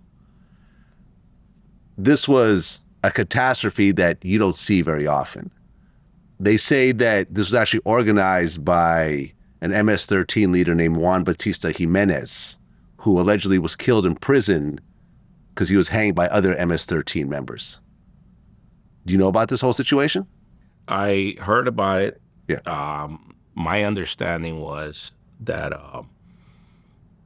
that those individuals also were executed inside before they could even speak. So they had information, from my understanding, that there was more to that meets the eye. Probably some involvement by the president, because the president's son also was killed. Oh, wow. And he wanted vengeance. And so not to say that this didn't happen, because it did, and it was horrific. I remember the pictures of a child being taken out of the back door of the bus. It was something that was not condoned at all by the gang to that level. And just to say that the violence that you had seen throughout Central America, was not something that folks that were here deported that violence, or that violence went with them. It's the environment in which those countries are in that gives space for that type of violence. Well, yeah, because in El Salvador, police officers and government officials were being targeted by MS-13. So the Supreme Court in El Salvador actually authorized the classification of those gangs as terrorist organizations. And things were really crazy in El Salvador around that time, where entire families were getting wiped out. In fact, femicide actually was so common that El Salvador had the 3rd highest rate of femicide in the world. They said in 2016, 1 in 5,000 Salvadorian women were actually killed violently. So it was an absolute bloodbath that was happening back in your old country. And the FBI actually created MS-13 National Gang Task Force. And they started working with law enforcement in El Salvador, Honduras, Guatemala, and Mexico. And by 2008, there was this huge crackdown that happened where there were 6,000 officers in 5 different countries. They arrested more than 650 people, 73 in the US. And then by 2011, there was over 2,000 arrests. Well, in 2012, the U.S. Treasury Department announced a freeze on American-owned assets controlled by MS-13 and listed MS-13 as a transnational criminal organization. So all this stuff is happening to make MS-13 look worse and worse and worse. Well, the piece that really made it become that was several things. One was that there was a National Geographic documentary that was done that labeled it the world's most dangerous gang. Once you put a label on a gang like that, it means they're the best. They're the number one. And for gangs, that's the height of what they want to become. They want to be considered the number one gang. That basically became type of a recruitment tool, so to speak. But also in Honduras in 2003 and 2004, there were several massacres inside the prisons. And there was over 83 or 86 guys from 18th Street that were killed in their cell block. The following year, 106 gang members of MS-13 were burned to death in their cell block. Wow. Right? And a few years later, over 300 were killed. And most recently, I would say about a year ago or so, 25 women were executed inside the prison, right? So there's been this systematic approach to executing or extraditionary killings of gang members throughout Central America. Honduras also has been doing this. So it's interesting to see that, how the violence shaped. Let's say, for instance, for the most part, the example that I used earlier today, that gang members will go out and seek each other to let out that anger, right? To let out that rage that they have inside. They know their enemy. Their enemy looks like them, walks like them, talks like them. In El Salvador, when the death squad came out and they started executing gang members, then they didn't know how to identify the enemy. They didn't know who the enemy was. They were executing them.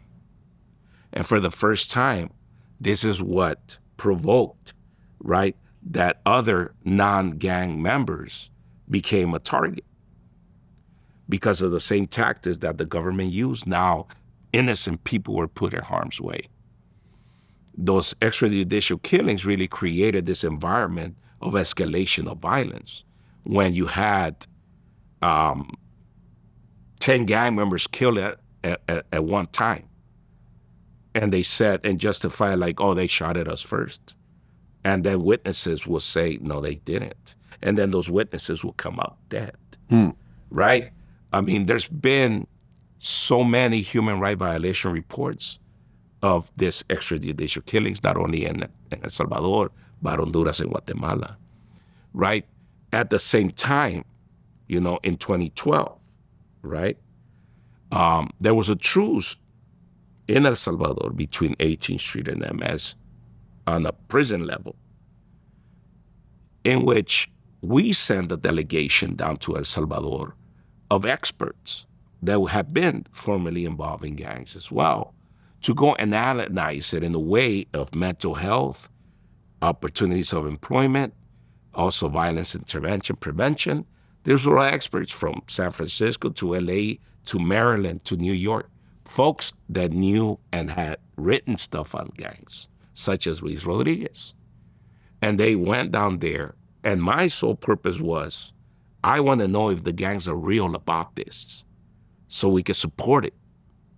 So when they came back, they told me, yeah, the gangs are real about it. It's the government that didn't want to even meet with us, that we see there's something else there. So that's when I stepped away, because I used to talk to Raul Mijango, who also with the Archbishop Colindres were the ones that brokered this truce. They became like the representatives. Raul Mijango later went and got arrested and charged because he was trying to de-escalate an extortion. And just because he reduced the extortion, he was accused of facilitating an extortion. And he just recently died in prison, right? So what I'm saying is that what happened next is what changed the level of violence in El Salvador, that you had the government of all the political parties saw an opportunity now to make these gangs be political players. And they started funding them to suppress votes in communities on their behalf.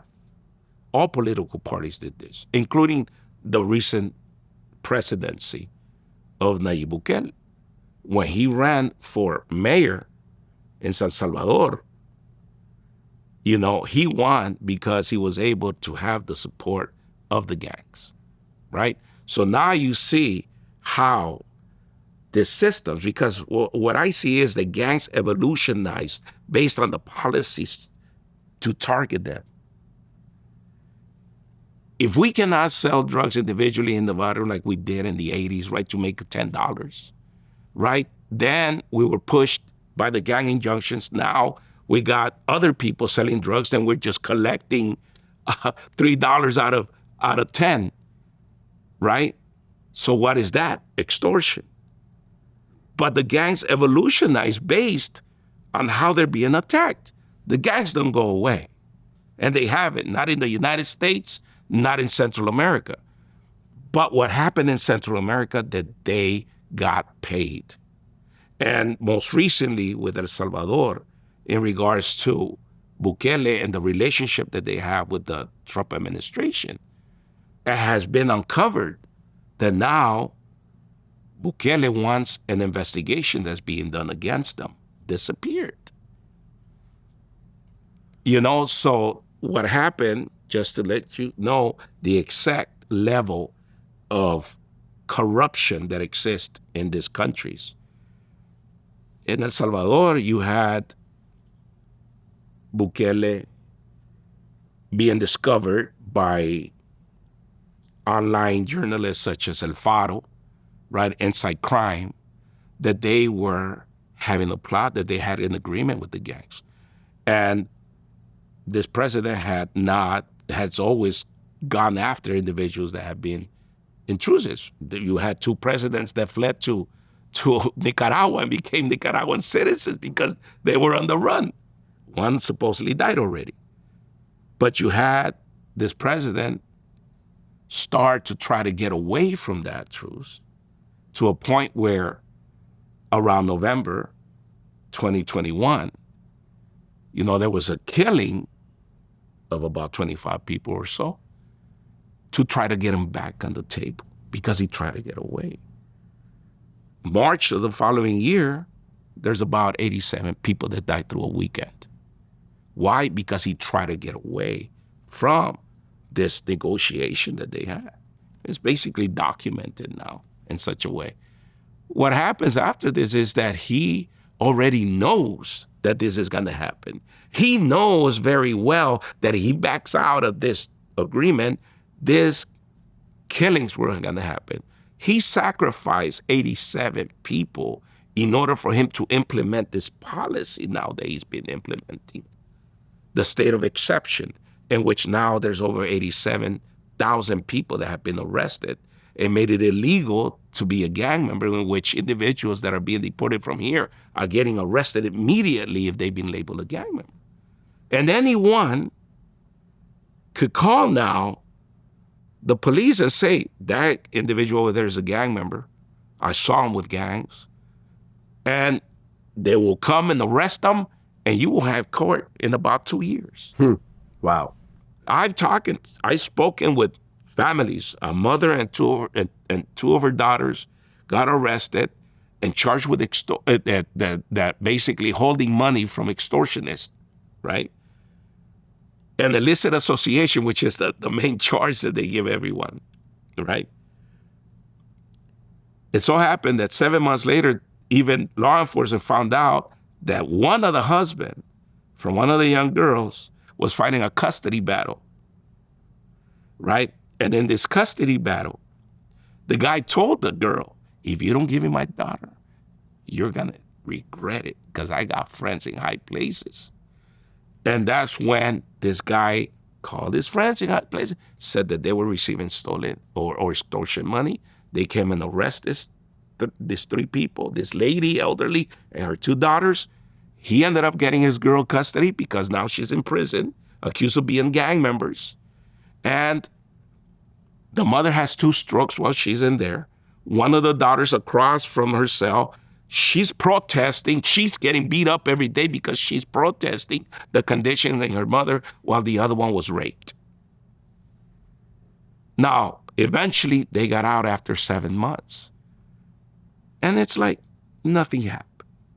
About 30% based on human rights organizations, about 30% of the people that have gotten arrested have nothing to do with gangs. And now what's turned out is that now he's going after political figures. Anyone that's organized against the privatization of water, right? Anybody that stands up and demands justice and due process is now getting arrested. Anybody that my organization over there would have gotten everybody arrested based on this law. So I couldn't do the work that I do here down there.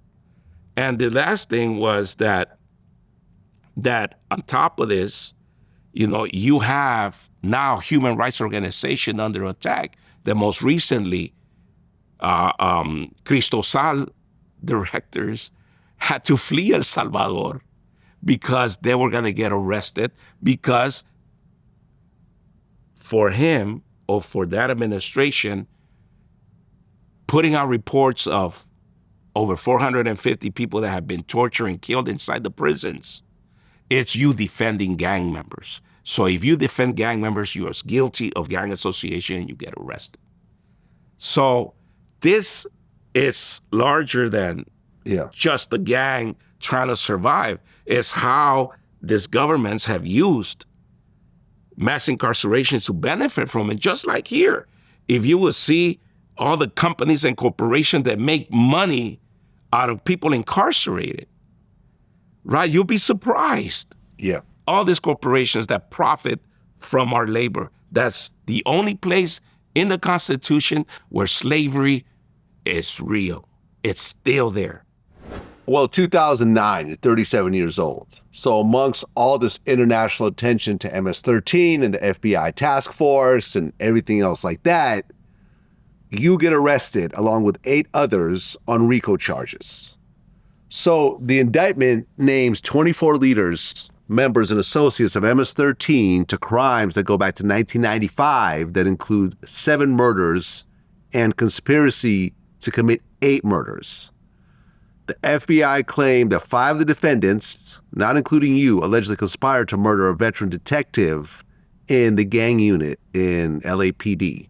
There's also narcotics offenses, and everyone in the indictment was facing 25 years to life. How did you feel when this happened? I'll tell you the truth, man. I got arrested. I had to, when the police hit my home, I had to teach my children, who was, one was 8, the other was around 7, and my little girl was 5, how to survive at that moment when the FBI will walk into my home. Just keep your hands up. Don't be angry. Don't put them down suddenly. They will shoot you. In a matter of minutes, I had to teach my children how to survive law enforcement. They had machine guns, M16 or whatever they had, pointing at all my windows, screaming my name. And I thought my wife had left early, but she was in the shower. And I told my children, I'm gonna walk out, okay? It's a mistake, I'll be home later. And I put my pants, my shirt, and I was in sandals, or I was without sandals, I walked out. And who do I see in the front?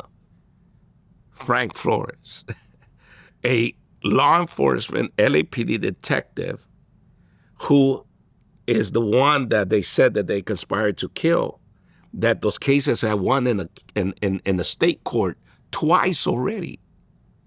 twice already have been heard, those cases, and they couldn't get nobody convicted because there wasn't enough evidence. Now under a RICO, they could bring that charge. Because under RICO, it's an easier way to get people convicted based on just association. I see this officer who I had had interactions with him before because he was brutalizing people in the community, pushing moms when he took parole officers from an individual that was not even their parolee just to justify going and harassing people. So there, I have been teaching individuals how to file complaints. And he knew that I was behind this stuff. So me and him had gotten into conversations in which he never spoke. It was me like, man, why don't you find out who I really am? Come and see what I do. He used that to try to see I recognize his voice because I've heard him speak before, right? But what I'm saying is that this detective not only lied about the translations of the wiretap calls to the grand jury, but he also lied in identifying individuals that said that they had talked to me. He, like during a court hearing under oath, and this individual also had lied in other cases, right? So when you say all these murders, right, they already had the main individual that had ordered those killings apprehended. And now they were going to use them to convict all these people that he sent. But because this detective was able to manipulate evidence and be able to lie under oath, and he had been doing it for many other cases of individuals that are incarcerated right now that are still trying to say they're innocent because everybody knows that they are, but this individual threatened individuals to testify against them. This officer was not able to be used as an expert, and that's why all the murders got dropped, because he had tainted the case. And because he wanted me. He went after me with a passion to take me out. So that's what happened. Yeah. You know, I discovered the truth within a week or two of me getting the indictment. I fucking shed tears because I'm saying, I did not want to become a martyr for a movement that fucking 25 years or 50 years from now, people are still going to be fighting for my freedom. Just like Lionel Peltier, just like Mumia Abu-Jamal. And I was happy to see, you know, through a screen, you know, last week, and you know, Lionel Peltier speak, right? I do not want to be a martyr. And now I'm in this situation where I can face life in prison based on lies, based on deception by corrupt LAPD, continuing to that vendetta against me after I sued them too. You know, so they helped me for 3.5 years. Once I let them know through my bail hearing everything they did wrong. Everything they did wrong, I let them know through my bond hearing that went through the Ninth Circuit Court because the bond hearing was denied. And my attorney said, Alex, man, we got this case won. But if we take it to the Ninth Circuit, that means that we're going to put all our cards on the table and they're going to know our strategy. I said, there's nothing to fear, man. I'm innocent. So it came back and I was granted a $2 million bond that the community put forward within 10 days, man. Well, in your RICO case, the prosecutors argued that you were actually living a double life and you were still a shot caller for MS-13. A secret shot caller. Yeah, they said that you went by the name Rebelde. So they claimed that you were conspiring with other gang members to kill a rival in El Salvador in 2006. What's interesting is that as you're fighting this, your friend Gerardo Lopez caught his own case. And we talked about this. He caught it before me. Oh, before you? Yeah. Okay, because we did a whole interview about this. He moved to Colorado, and they claimed he started a new MS-13 faction. They claimed that he was a shot caller. and putting hits on other gang members. He was facing 48 years. Ultimately, his case was dismissed and all charges were dropped. Mm-hmm. And by 2013, your case was dismissed and all the charges were dropped. Yeah. You actually had a public defender at the time. A federal public defender. A federal public defender Yeah. who charged the government prosecutors with presenting false evidence and lying to a grand jury. Without admitting wrongdoing, the prosecution admitted their case against you was flawed. Some of the wiretap evidence was omitted, and there was the confusion of the identity of certain wiretap participants. How did it feel to finally beat this thing?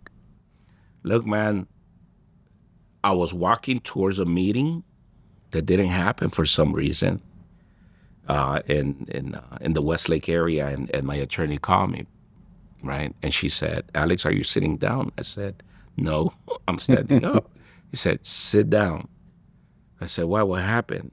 Because we had submitted a motion just months before, in which they didn't respond to it. But I wanted to know how many undercover agents they had sent to my agency. I want to know how many snitches they had sent to my agencies.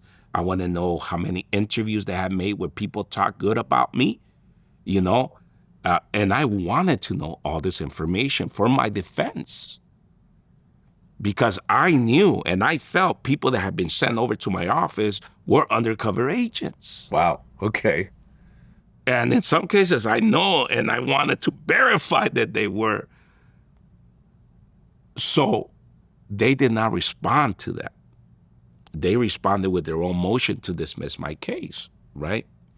So I'm told by my attorney that they dropped my case. I said, thank you. I called, Tom Hayden, because he had helped me a lot.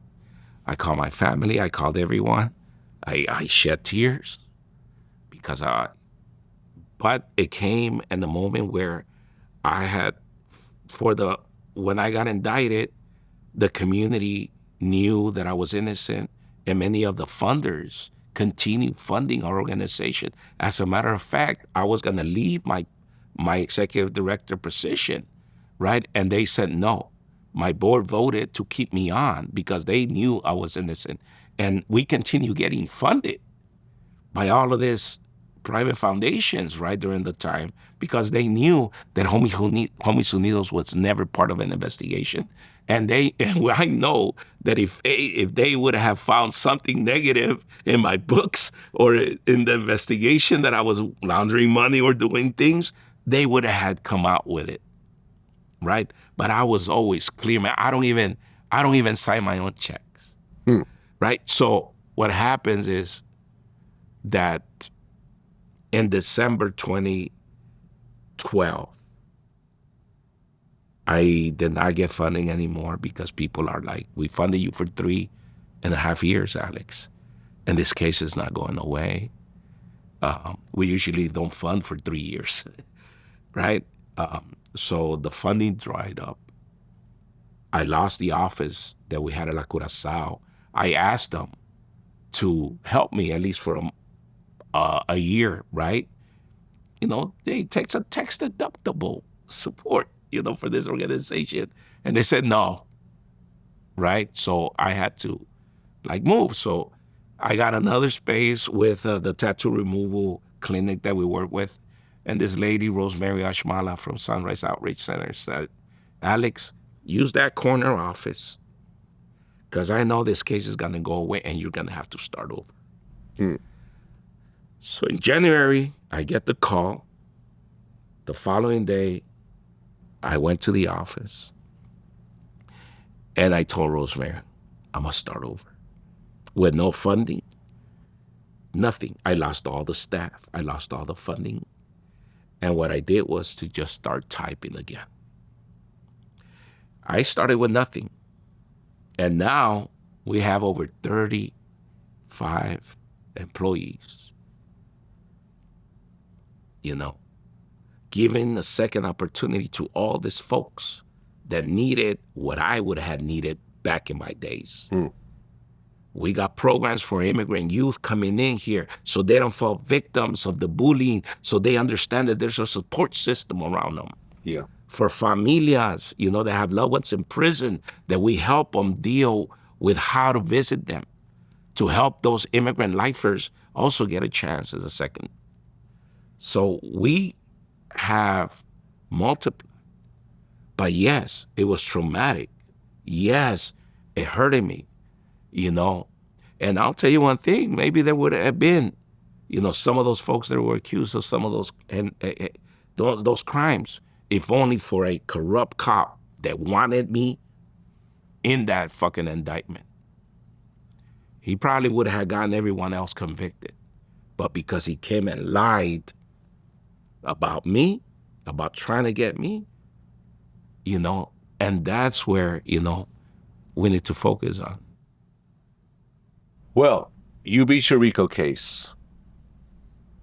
But in 2015, El Salvador had the highest national homicide rate per capita in the world, largely because of the MS-13 and 18th Street Gang War. El Salvador designated gangs as terrorist organizations, and then in 2020, the U.S. designated MS-13 as a foreign terrorist organization, an FTO.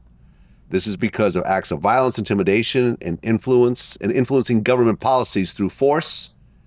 MS-13 was also labeled as a transnational criminal organization, a TCO, by the Treasury Department, right, due to its involvement in drug trafficking, human trafficking, extortion, other illicit activities. And Trump labeled MS-13 as an alien threat. I mean, I don't know of any other gangs in America that were started in America that's considered a terrorist organization outside of MS-13. Is that true? Yeah, I mean, El Tren de Aragua, but, So that puts you guys in a whole different category. You're not just a gang member, you're a terrorist if you choose to be MS-13. How does that make you feel as a former MS-13 member and with lots of people that you're connected to in that organization? Look, man, it's a terrifying moment. But I'll tell you one thing, in 2015, the Serena administration, used the gangs for his presidency. But he never wanted to broker a deal with them. He used them, but did not broker a deal with them. So when he became the president, the first thing he did was go to war with the gangs. He escalated the war with gangs, killing and executing gang members, which laid down the foundation for this new president in El Salvador to tell him, I'm not going to kill you, but do my bidding. Right? That's what once Serena lost, all of a sudden levels of homicide went down 50%. So you can see how crime is being manipulated. Now, the actions of the truce that happened in 2012, and during that same time, that's when the Treasury Department designated 4 individuals as members of an international criminal organization, right? But those 4 people, they don't even have properties. Those people don't have a dime, right?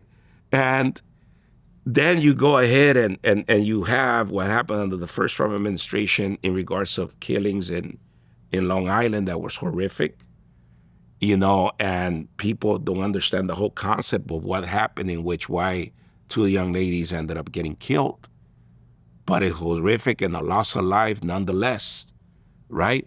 And that put the Trump administration with this rhetoric of criminal immigrants. He developed a target to go after the immigrant population that he wanted to go after, but now he had a champion, and the champion was MS-13. He developed a boogeyman. Yeah, I mean, MS-13 was, named by Trump more than any other gang that I could think of, right? Of course. Yeah, he's constantly... It was an easy sell. Yeah. Not only to folks on the left, but folks on the right. Who's going to protect these guys? They've done horrific crimes. Nobody's going to protect them, right? But his rhetoric led to him being able to come into our communities and do what he's doing now in Los Angeles with this mass raids and how he's going after every immigrant. Yeah, I mean, Trump actually vowed to dismantle MS-13. Yeah. you know, and now this whole situation that he's dealing with right But now. at the same time, just to let you know, at the same time, they had about, I don't know, 12 or 13 gang members accused of terrorism that they were trying to get extradited. The president of Bukele did not want them extradited because they knew too much information about him, that during first Trump administration, right, Operation Vulcan, you know, led to an investigation in which two of the members of the president's cabinet in El Salvador were also designated as members of a transnational criminal organization. Which criminal organization is that? It's the Bukele administration, right? And now, when they make this deal of these folks being deported from Venezuela and El Salvador to the prison of Secot, right? What's the deal? Make my case go away, is what Bukele is saying. And send me those guys you're charged with terrorism, because I don't want them debriefed and I don't want them available to be debriefed. I want them, and that's what Trump is doing. When he's charging folks with terrorism, he's telling the court, or telling his DOJ to go talk to the court and let them know to drop the charges. So if he's really going after MS-13, why doesn't he go after the real people at the top that's controlling this, right? So we can't just go on the rhetoric. We know that violence is violence, and we know with gangs create violence, and the violence that has been created in Central America needs to be dealt with. But you can never win violence with violence, because the gang issue is not an issue of folks that are trying to create criminal enterprises. Gang violence is a result of social and economic conditions that develops kids with hopelessness, that all they're doing is seeking to be part of something to be taken into account. And that's not being dealt with, neither in Central America, neither in Los Angeles, neither in New York or Chicago. If you really wanted to dismantle gangs, look at the economic conditions in these neighborhoods where gangs exist, and now you got a target. Now you bring solutions. Now you dismantle a whole new generation of kids that will get into the gangs, because the kids will rather get into sports, will get into art, will get into being creative, will get to go to college. But what are we doing now? We're taking away their scholarships. We're taking away opportunities for them to be able to go to school and pay later for their fees. We, now with this budget that they have, we're talking about $500 billion available to go after supposedly criminals, but they're going after all of us. And they're looking at taking away citizenship. Of children. They're looking away to taking citizenship of anyone that advocates or speaks or exercises their freedom of speech on things that they don't like. They're coming after us, and they may be coming after us after you put this on, because that's who they're coming after. They're coming after people that stand up and tell the truth. So freedom of speech in the United States is being under attack. And that's what happened in El Salvador. It's Bukele's playbook, man. Do you really think that Bukele is going to let go of that power he has right now? He already violated the Constitution by running 2 terms. He's going to run a 3rd term because he knows that he or another president that comes in might indict him. He knows that this investigation over here might not go away if Trump doesn't make it go away, if Trump doesn't deport all the witnesses that they have here against him. That's what he wants. He wants all of this. That means everybody that's been charged with terrorism is going to get all their charges dropped and deported back, so Bukele can kill them inside the prisons and make his case, and witnesses go away. That's crazy. That's what we're talking about, man. So do we really want to end violence? Yes. I mean, I started this organization with that purpose. And I continue this organization with that purpose. No matter everything that I've gone through and all the challenges that I've gone through, I'm still here. I'm still here trying to figure it out. But I can't go up against the government. You know, I can't go up against the government because I don't have the funding, and I can't do things that big that to bring solutions. When the government doesn't want us to be part of this playing field, when they're taking away our civil rights, when they want to backtrack, when they're saying, you know what, maybe farmers, I'll give you all these immigrants, but you become responsible for them. What does that mean? That means that now farmers are gonna be slave owners, and they're gonna be controlling all these immigrants in their plantations. That's slavery, man. Is that what real make America great means? Go back to those times? So we really need to see a larger picture in all of this, and we cannot just rely on prayers. You know, we need to put in action, you know, and hopefully one day we could all live in peace, man. I want to live in peace because I don't want to be part of this ongoing cycle of displacement that our people are put in. There's nowhere we can make a life. If I all of a sudden get picked up, my son never got involved in gangs.